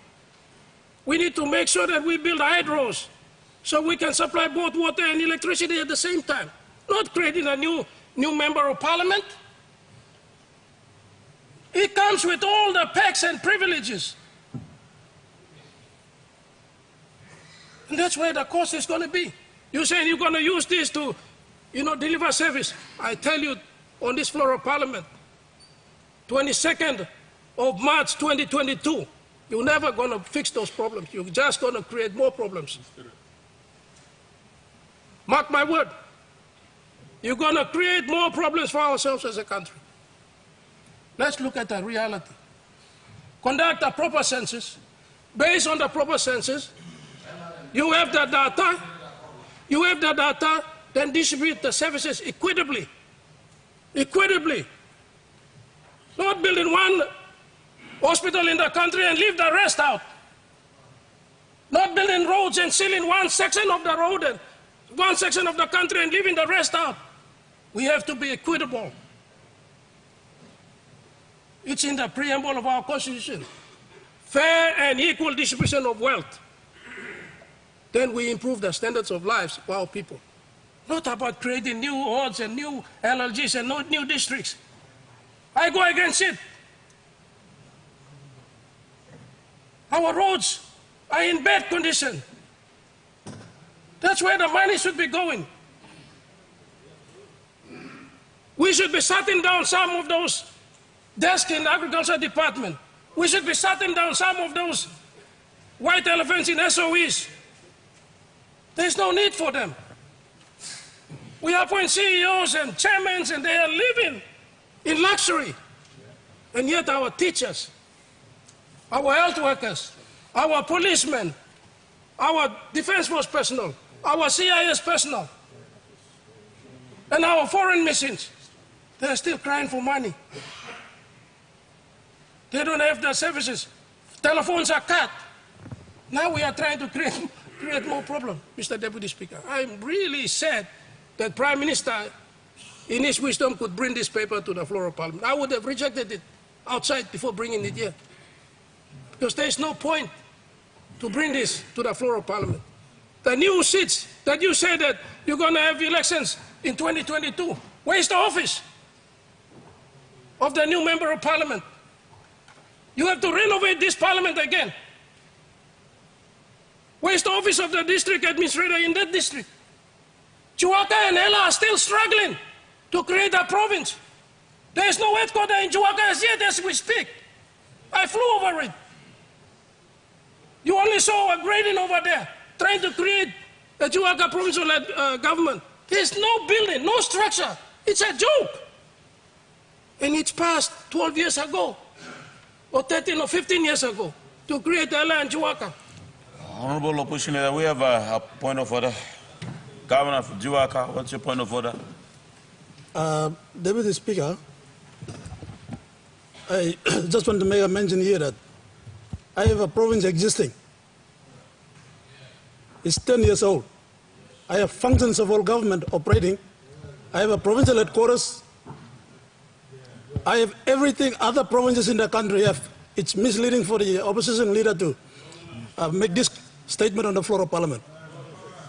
The Honorable Governor, your point of order is in order. I'll ask the opposition leader to correct his statement, as you have alluded to. I don't know if there's a provincial headquarters in Juaca, but I've flown over it just 4 weeks ago. So I don't know where it is. I have seen some groundwork, some bulldozers and graders, and some dumping of gravel, but no provincial headquarters. What I'm saying is that why create all these new electorates, new districts, when we cannot fully function the Juaca and Ella provinces? When we cannot fully function the existing provinces and the districts? When we cannot fully equip our hospitals, fully equip our universities, our teachers' colleges, our nursing colleges? That's where we should be talking about. That's where we should be putting our money, not on creating new wards, new LLGs, and new districts in the country. It's a waste of money. It will never have any benefit to our country, but create more cost and allow the next government that comes will have to go and borrow more money to make sure that these offices, office of the member, office of the district manager, office of the district finance manager function. That's it. Nothing. No benefit. The idea about building roads building new schools and all this is just a dream. What better off is that the current hospitals and the schools are not functioning and you're trying to create all this new white elephant in our country. Mr. Speaker, I will vote against this bill.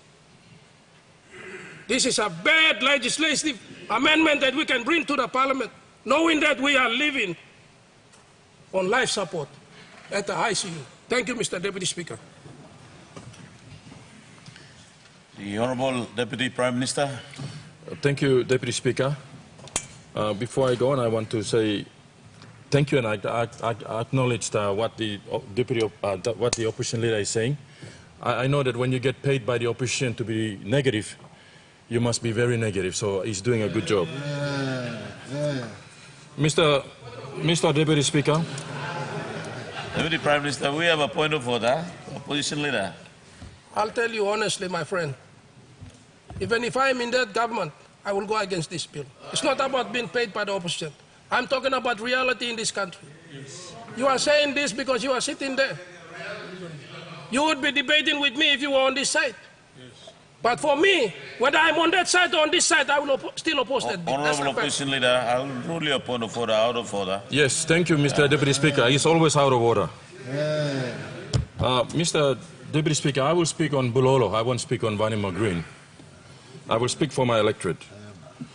Mr. Deputy Speaker, before I go on, I'd like to acknowledge the Boundaries Commission for Morobear Province.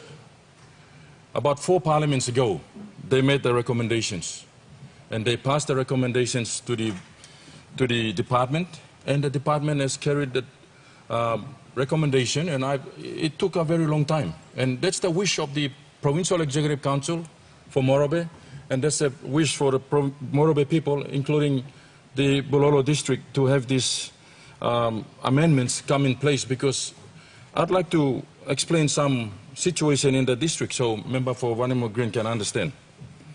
Mr. Deputy Speaker, the 2011 figure stated that we had 101,000 population.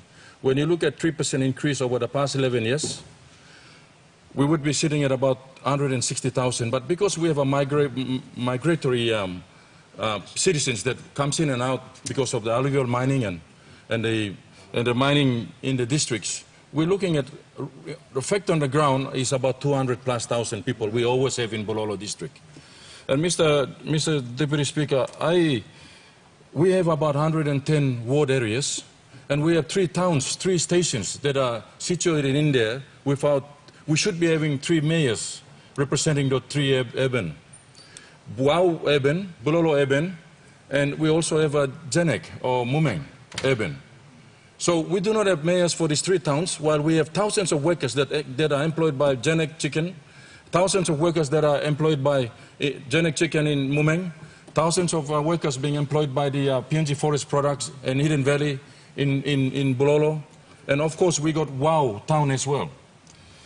And of course, Mr. Deputy Speaker, we will very soon have a Wafi Golfo project coming up, which will also attract people, investors, people come in, workers. So my district will become very uncontrollable if we allow this trend to continue. The wishes of the Provincial Executive Council that those days, about 4 parliaments ago, and the Morobear Boundaries Commission, I think, Mr. Speaker, they are right. And I ask this Parliament to support. There may be little issues in terms of the boundaries that are cut. Some landowners will stay on this side and they will talk about their land. We can sort that out. And I'm sure that there are ways of doing things. If the Electoral Commission is not ready, or if we have a problem, I'm sure that we can create and we can continue to fix or have the new district office, have the new administrator run parallel administration, and have them ready by 2027. But I'm sure that with the Prime Minister's presentation, we are ready for it and we have to go for it. Whether we do it now or we do it in the future, I believe that this government has the balls to put it on the table to deal with it today. The past governments never had the gut to do it. The Honourable Opposition Leader. Ask the learned Deputy Prime Minister to withdraw the unparliamentary language. You know, we all have balls, but that's not the right language to use on the floor of Parliament.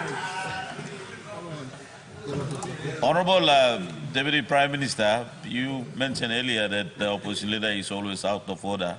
I think this time he's in order. So I will ask you to withdraw that. Thank you, Mr. Speaker. I cannot imagine that his imagination has gone far beyond us. But I withdraw that word. I withdraw that word. And Mr. Deputy Speaker, I believe that other members of Parliament that will be affected, the electorates will be affected, will have something to say, and I'm sure that they will support this. Mr. Deputy Speaker, it's timely now. It's timely now that this bill is brought forward. The past parliaments were too scared to deal with it.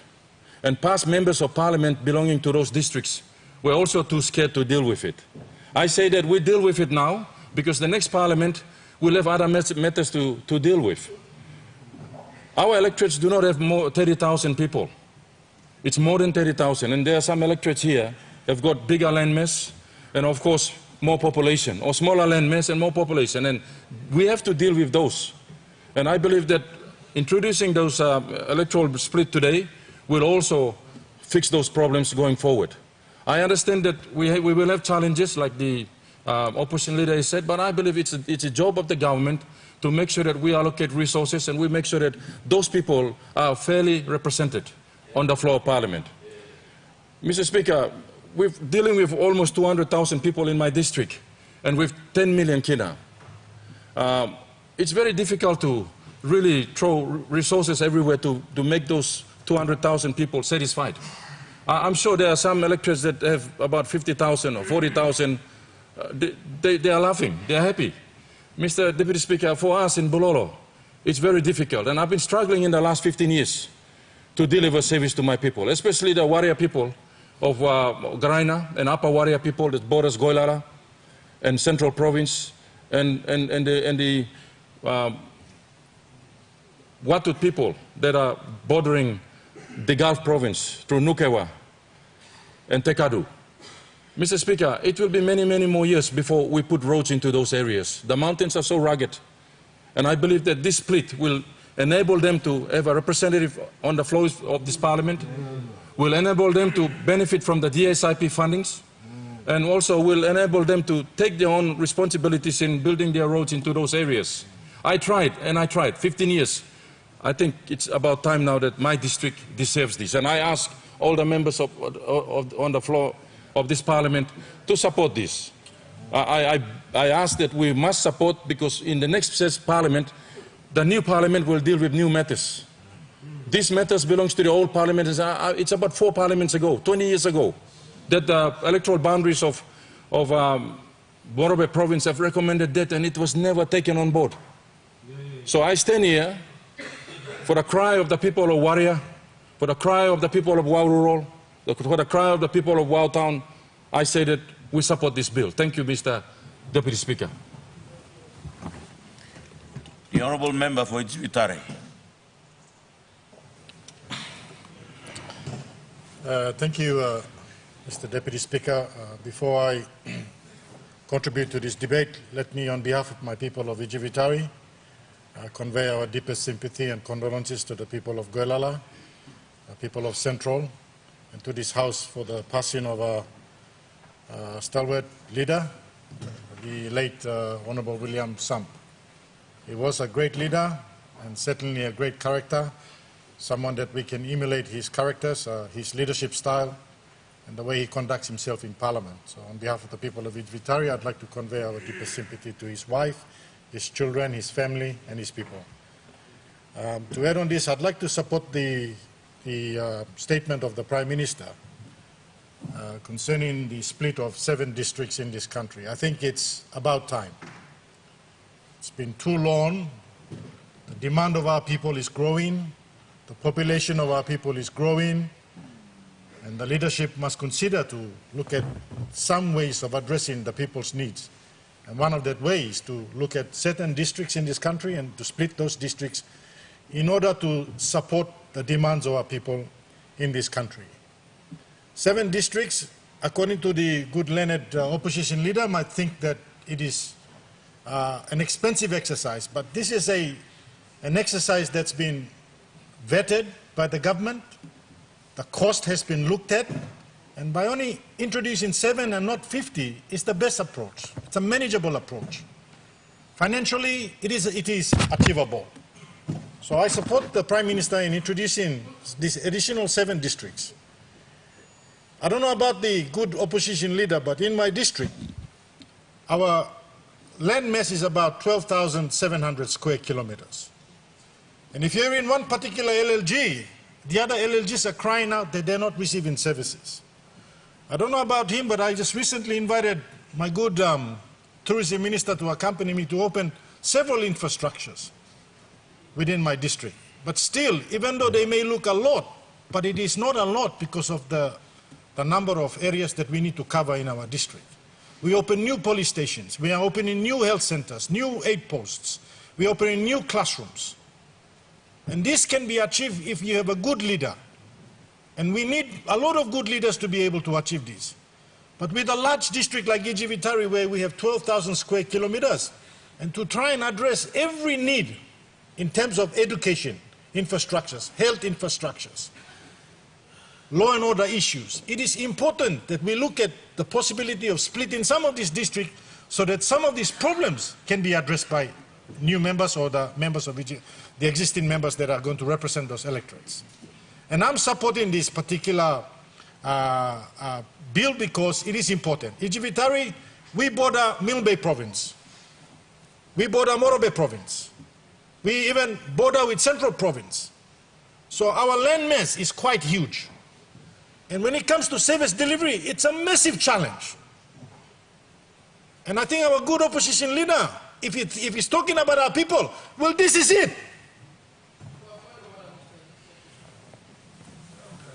Opposition leader, what's your point of order? I didn't debate about land mass. I said the land mass has not increased. I'm talking about population and ability by government to deliver service. It's not about land mass. It's another fallacy from this member of parliament. Thank you, Mr. Deputy Speaker. Honorable Opposition Leader, Honorable Member, Honorable Opposition Leader, I think this time I'll rule you out of order. So, Probably one out of many that is, you know, and when we talk about the land mass, you cannot subtract the population because it goes hand in hand, it's growing. So what is he talking about? Maybe we should ask the people of Animal Green what is built.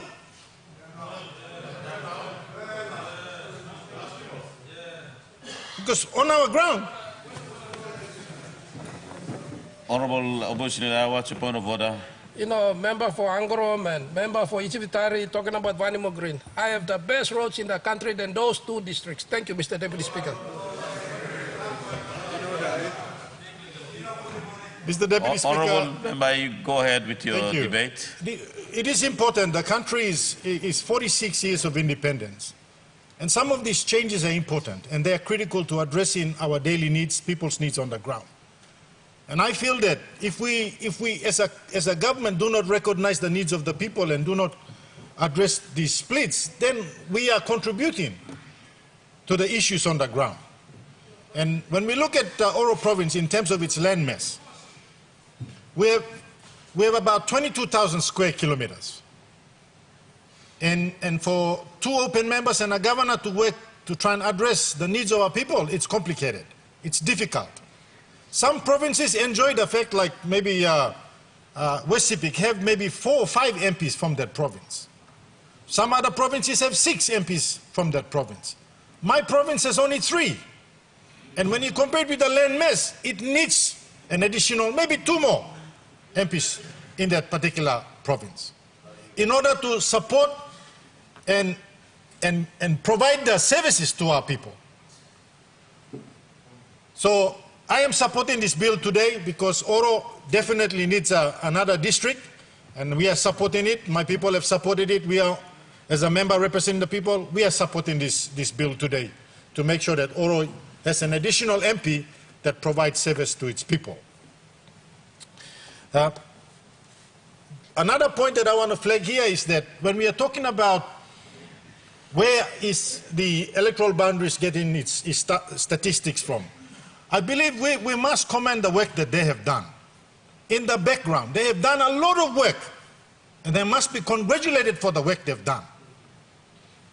And this process has been going on for 3-4 years now. So they've done an in-depth assessment. They've gone down, spent time on the ground, talked to the people, assessed the land mass of the district, assessed the population of the district, and they've come with these recommendations to the House. If we were a government that didn't care, we would have brought in all, maybe 20 Hamas per district like Buruk. You would have come sana tram la Burkim. But we are a responsible government, so we are taking it one step at a time. Introducing 7 districts now, and maybe another 7 in the next term of parliament. Progressively, gradually increasing leadership representation on the floor so that our people have a good representation here on the floor of parliament.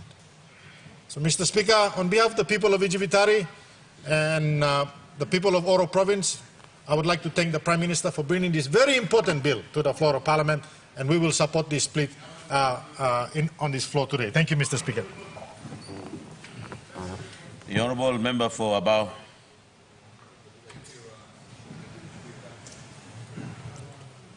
I thank the Honourable Prime Minister for presenting this very important Electoral Boundaries Commission report to this Honourable House. And I stand to support it. With the greatest respect to my leader of the opposition, I have a completely different viewpoint which I would like to debate. When I decided to come into politics in 2002, my reason was that services to the rural areas were really in a terrible state, and therefore, for my district, Abao was really suffering. And the Magi Highway, trees were growing in Magi Highway, a national highway. Shrubs were growing.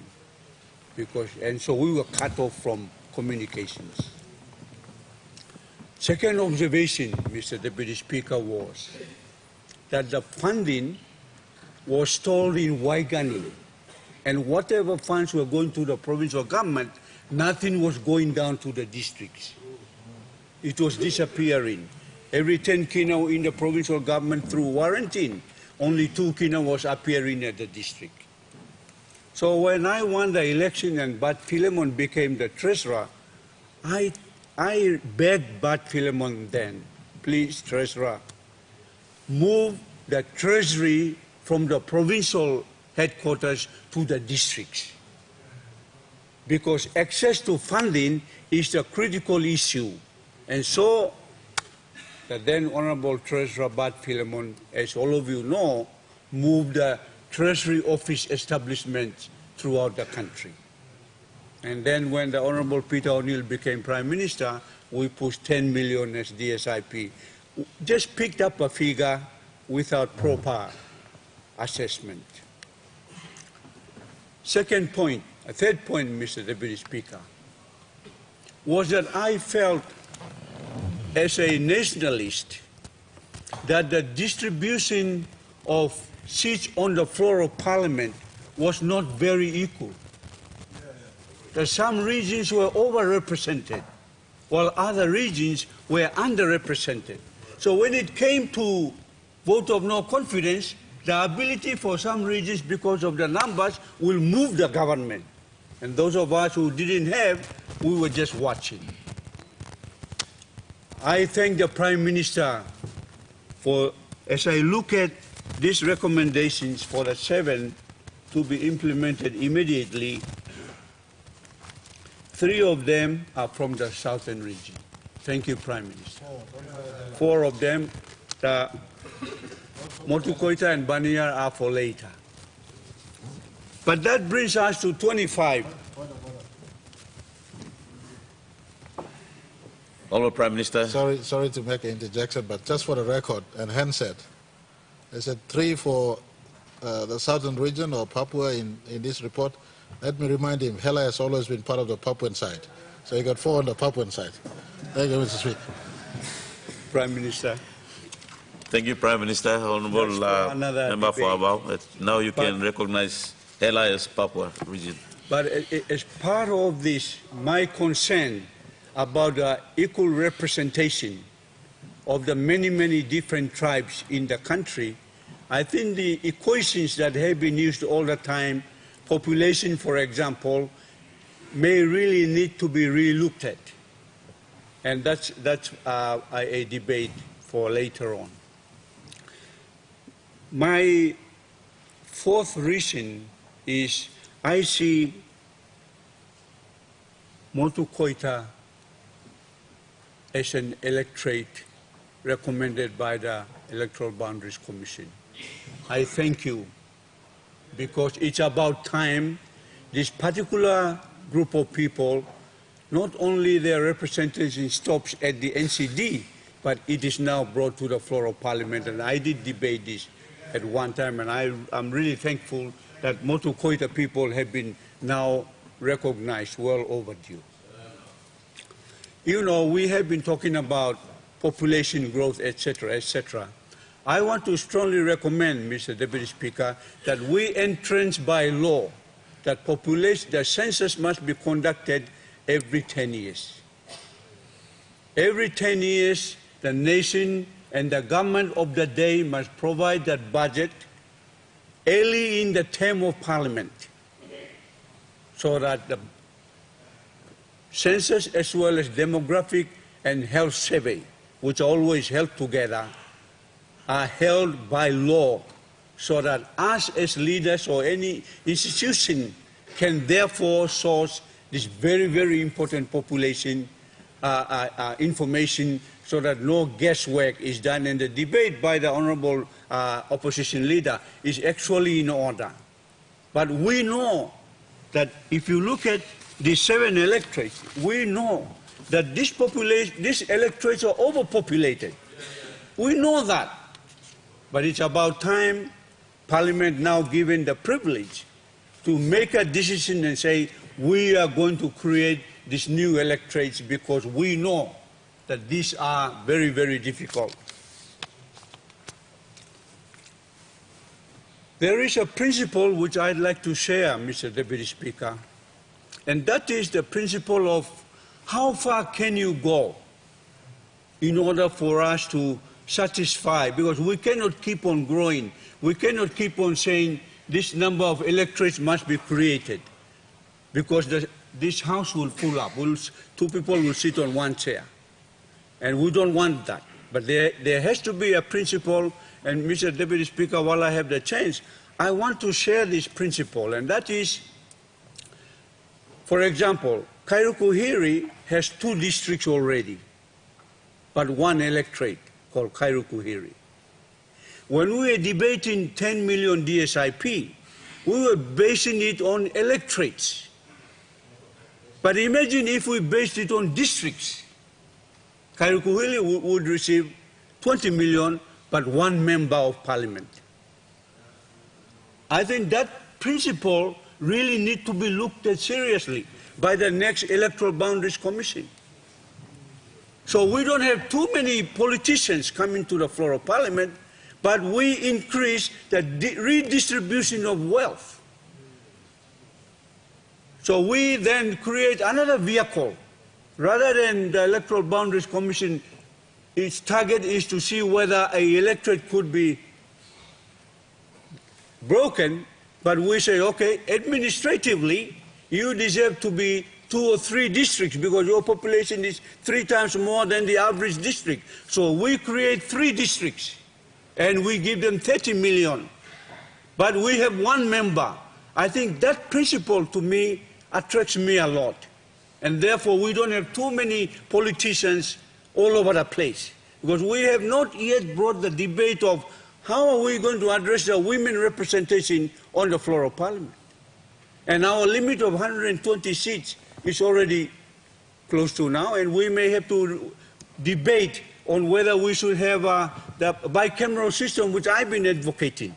And so, as we head towards 2025 and the 50 years of our independence, I strongly recommend that the incoming government must establish a team of constitutional legal minds, officers, experts to relook at the structure under which governance is developed, and electoral boundaries is one of them. And I have expressed that maybe as we go down the provinces, we shouldn't be arguing to create another province, but we should be looking at how can we have a regional government.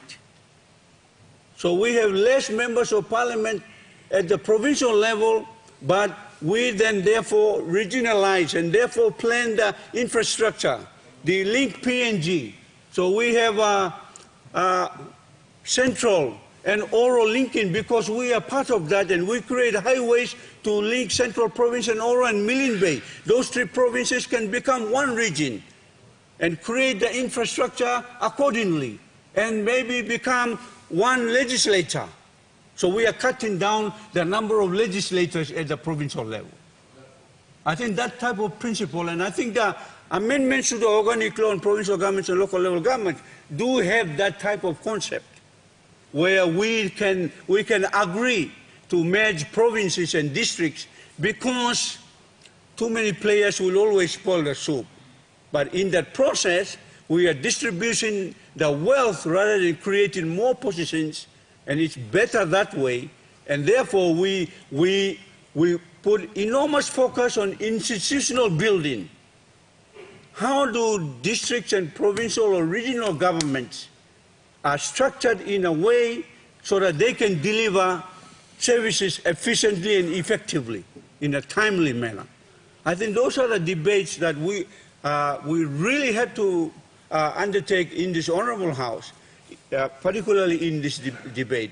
But I, for one, believe that this is time for us to agree that the country needs more electorates because of the issues that we are also have been worried about. And I am very, very happy that in this part of the country, in the southern region, there are actually 5 recommended, 2 to be implemented later on, including Motukoita and including Hela. There are 4. But I, for one, Mr. Deputy Speaker, representing the people of Abau, will support this bill. Thank you.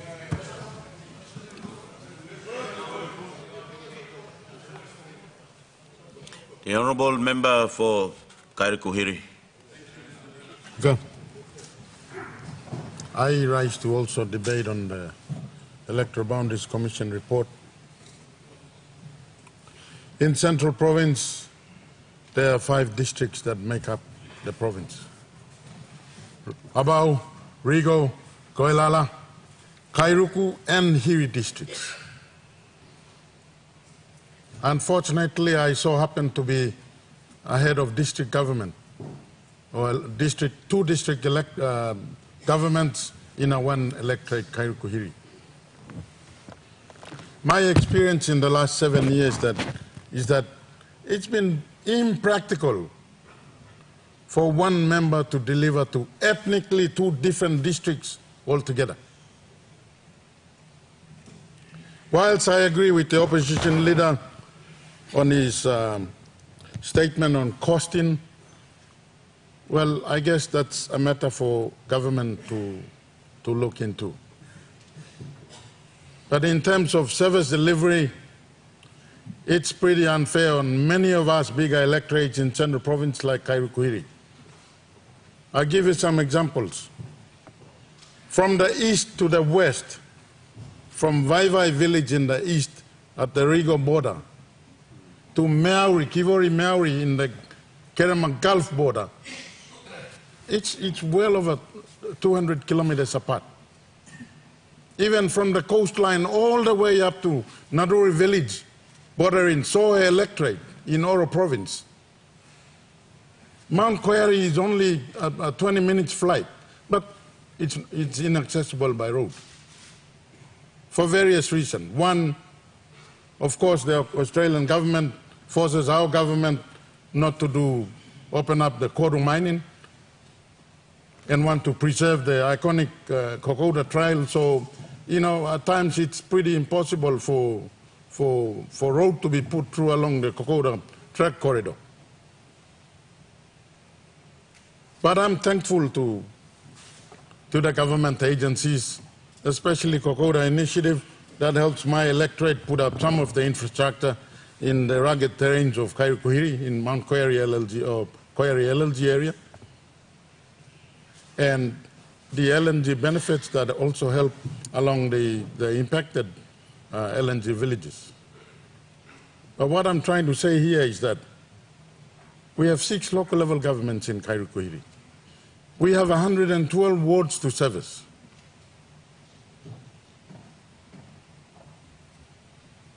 When I came into Parliament in 2014, I tried asking the governments that if allocation of DSIP funding was done by districts. I had 2 districts in my electorate, and I asked for an additional 10 million, which never got recognized anyway. All I was told was that you now have a host electorate of the LNG, and much of your LNG benefits are going through provincial government. So you should really be working with your governor to squeeze funds out of there.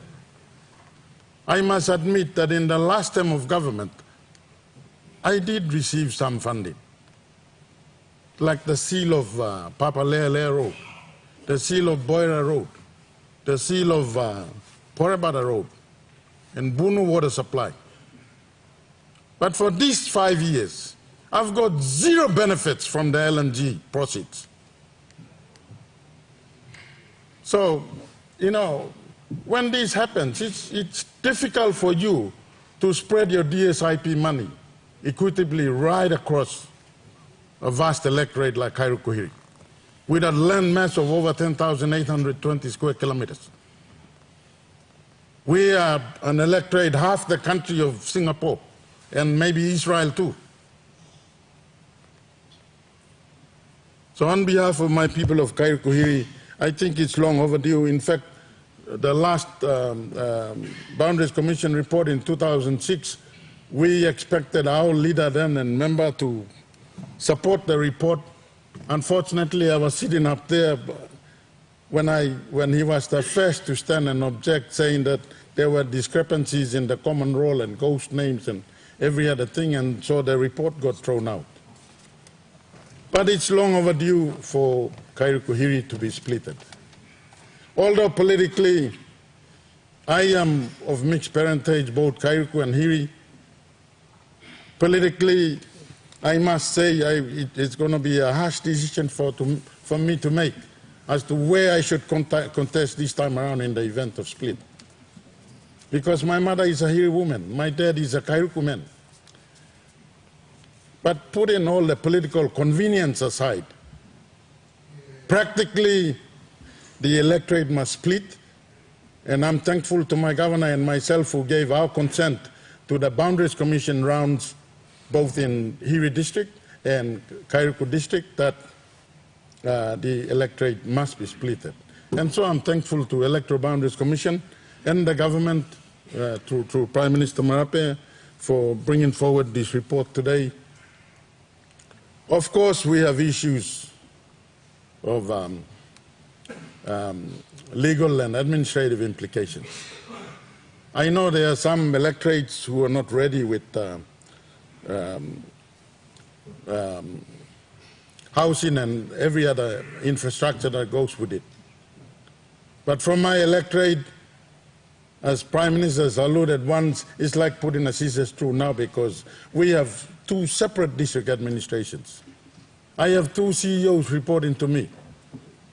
And every one of them tried their very best to pull off the limited DSIP funding for their own districts all this time.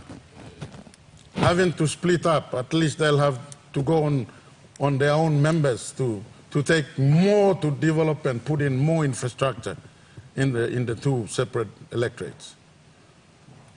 So on behalf of people of Kairukuhiri, I am grateful to the government and I will support this bill. Thank you so much. The Honourable Governor for West New Britain. I thank for this opportunity, Deputy Speaker. Me too, like Johnny Montemol, Narapla colleague, I would like to sincerely thank the Honorable Morobear and Basil government for finally bringing this Electoral Boundaries Commission report. Deputy Speaker, how many terms of Parliament has passed? How many times they have brought in this Electoral Boundaries Commission report?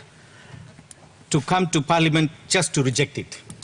Is it not the aspiration of our people has been captured for us to just for political convenience, we rubbish it and we cancel it? Even the last report, which was tabled in 2007. So it is very, very heartening to see that this government finally brought in this Electoral Boundaries Commission report to consider, especially the first priority, that 7 districts which has qualified in terms of population. Mr. Deputy Speaker, this is not the question of qualification. Even in 2007, Thalassia has been mentioned, not for just 1 district. They even mentioned Thalassia should be even 3 districts. Deputy Speaker, you call some districts, with due respect to some of my honorable learned members, like Rabal is a district. Above is a district, has a population of 50,000. You're talking about Thalassia, which has closer to 270, 300,000 population. LLG, which even has a population of 100,000. You talk about Biala, which has a huge economic development, which run by Hagi oil palm, whereas the Kimbe side of it is New Britain palm oil is running. We have a planted oil farm of 150,000 hectares of planted oil palm, which attracted all peoples from every single province in the country lives in West New Britain. So on behalf of our 7 major tribes from West New Britain, and also all the brothers and sisters who are every part of Papua New Guinea living in West New Britain, now they are not from different, they are not like real Sipik, mean Sipik, they are West New Britain Sipik. They are West New Britain Mendis or Thoris, however you can call it, but they belong to, they are the citizens of West New Britain. On all their behalf, I sincerely thank the government for finally bringing this. We were very, very anxious about this report. Doesn't matter whether election is close to or election is not close to. I do agree with all the points shared in terms of administrative difficulty or whatnot. I thank the honorable member for Thalassia. He has already paid even 5 million kina to build a beautiful district headquarters in the side of us. Kimbe has already been established. We, like Karkuhiri, we have a clear districts headquarters available. Kimbe being the headquarters for Thalassia, Biala being the headquarters for the new Nakanai district. And member has already invested in terms of administrative structures and all other infrastructures which need to qualify as a district. Because, Deputy Speaker, I thank our senior Honorable Pukatema. He has mentioned some of the valid points. If we are not really serious about this, bringing additional member, then we should recognize those additional districts. But with due respect, we proposed this one. I remember when the former treasurer, Honorable Charles Abel, when he was a planning minister, he did acknowledge Thalassia has a population of 300,000, so we give you additional support grant, special support grant of 5 million. They did for only 1 year. I can't remember 2013 or 14. After that, it just stopped. When you do not have the representation on the floor of Parliament, you are not going to really honor it. And also, it is so unfair for our people not to be represented on the floor of Parliament. You imagine one member of Parliament who represents 7 LLGs with more than 130 wards, representing the entire 7 LLGs. And it is quite unfair because the real representation is not here, especially for my people in Thalassia. That the new electorate, which will be Thalassia LLG, Kimbe Urban LLG, and also Balivitu LLG, then there won't be fair representation. Of course, being politician, the politician always going to look for where the numbers are going to come from. Are they really going to give a fair representation or equal representation? That will always be a challenge, whether however flowery word we can put it. But they will be focusing on where they get the vote. So it is fair that we have a fair representation. Not only that, Deputy Speaker, I'm just arguing for the sake of, for Thalassia district. We not only qualify in terms of population. Population, we are already 300,000, just Thalassia alone. I mean, census is census, but there is also common sense, which we can easily calculate. 3%, the last census was done in 2011, which had a population of almost 289,000. You even added the 3%. Now we are closer to 400,000 plus. And with Thalassia district alone, even with that 3% increase, that's coming to almost 250,000. I was just using mobile phone to calculate some numbers. But we all truly know the population is huge because of the oil palm development. We have attracted the huge population from every part of the country. Any member of parliament comes here, me got a line lo, me lo, tak place one time you. I'll can kiss him na, wokim sing lo you, or one em something. Because all the people lo country am stop lo, West New Britannia, especially inside lo, Thalassia district. So it is a mini Papua New Guinea. And our people have truly practiced this unity in diversity. And this is a way we can honor them by giving this representation for our people in Thalassia especially. And we truly deserve, in terms of even economic activity, we do have the means, in terms of economic means, as to how we can run these additional districts. I mean, we are talking about the issues about challenges about teachers' pay. This has always been there. There was no time that we are not, without these issues. But just by creating these 7 additional districts, it's not going to blow up the budget or anything. Even otherwise, those respective provinces is also having that capacity. Just by creating additional 7 district administrators or CEOs, it's not going to blow the 22 billion kina budget. Deputy Speaker, this is one of the important bill which we all, I'm begging every member of parliament to support this bill. I can't eloquently debate as our Honorable Sarpukathamu has given all the facts, but I know for the fact, living in West New Britain for over 25 years, and my people has been suffering. And, assuming one member of parliament to represent over 300,000 of population, when every other districts, they have a population of 40,000. You call it as a district. 50,000, you call it as a district. We are like 6 times bigger than that particular district. Any district which has a population of 50,000, Thalassia has a 300,000 population. Because you wonder why that such population growth is because people from all walks of life are living in that particular district. So that deserves that additional district and also additional funding. As much as we like to think the government will recognize, okay, you have Kimbe town, you have a Biala town, so we will additional funding. It will not happen. Unless otherwise there is a representation on the floor of parliament, yes, then this funding by go, as Honorable Pukatemu have clearly mentioned. If we have a system which can assure through NEFC or whatever other means to confirm that they can honor those kind of funding arrangement, then we can address it. But with the experience, it never happened that way. It can happen for 1 year, 2 years, and then people will totally forget. So this is extremely important that I'm appealing to all members of parliament. Put aside all the politics. Imagine all those years why it was rejected. Just because I'm a sitting member for that particular district, so the additional electorate is not in my favor. If that happens, then I'm going to lose. So it was all based on the political assumptions or political benefit. They always debated and rejected. So I'm appealing that this is not purely for politics. This is for the welfare of our people and for the fair representation and for fair governance of our people, especially from our Thalassia district. And these 3 LLGs. And this, Deputy Speaker, you will feel sorry for my people in Bali Vitu. They've been living in island. They are, even though within Thalassia district, but they live like 6 hours from boat. There is no other big revenue source except for them to do some fishing, and they sell like some kind of besta fish or something. They just sun dry it and they come to Kimbe market and they sell it. So we need to build. And I'm also guilty of not able to developing even that Bali Vitu island, which is highly, highly populated. But yet it's so difficult because you are sitting in a headquarters and you are reaching to people where it is easy and possible and you are reaching. But we also have people living all the way to Bali Vitu. Even Kendrian district, they truly deserve also, though even in terms of population, Kendrian district right now will sit on at least over 100,000 population. It had a population of over 74,000 in 2011, and with 3%, they also truly deserve. In fact, they were also recommended in the previous 2007 report because of the geographical difficulty in terms of service delivery. You're talking about Gloucester in one location and Kendrian coastal and inland on another location. It is totally different. So if a member comes from Gloucester, he is going to focus on Gloucester. If a member comes from Kendrian, then they are going to focus on that particular, LLGs where it gives the support. So I'm all for it for the benefit of our people, for the benefit of our service delivery, and also for the fair representation of our people's welfare on the floor of Parliament. I sincerely appeal to every member of Parliament sitting on both sides of the houses to support the bill. And this is not about politics, but this is about a fair representation. Thank you, and God bless all. Thank you.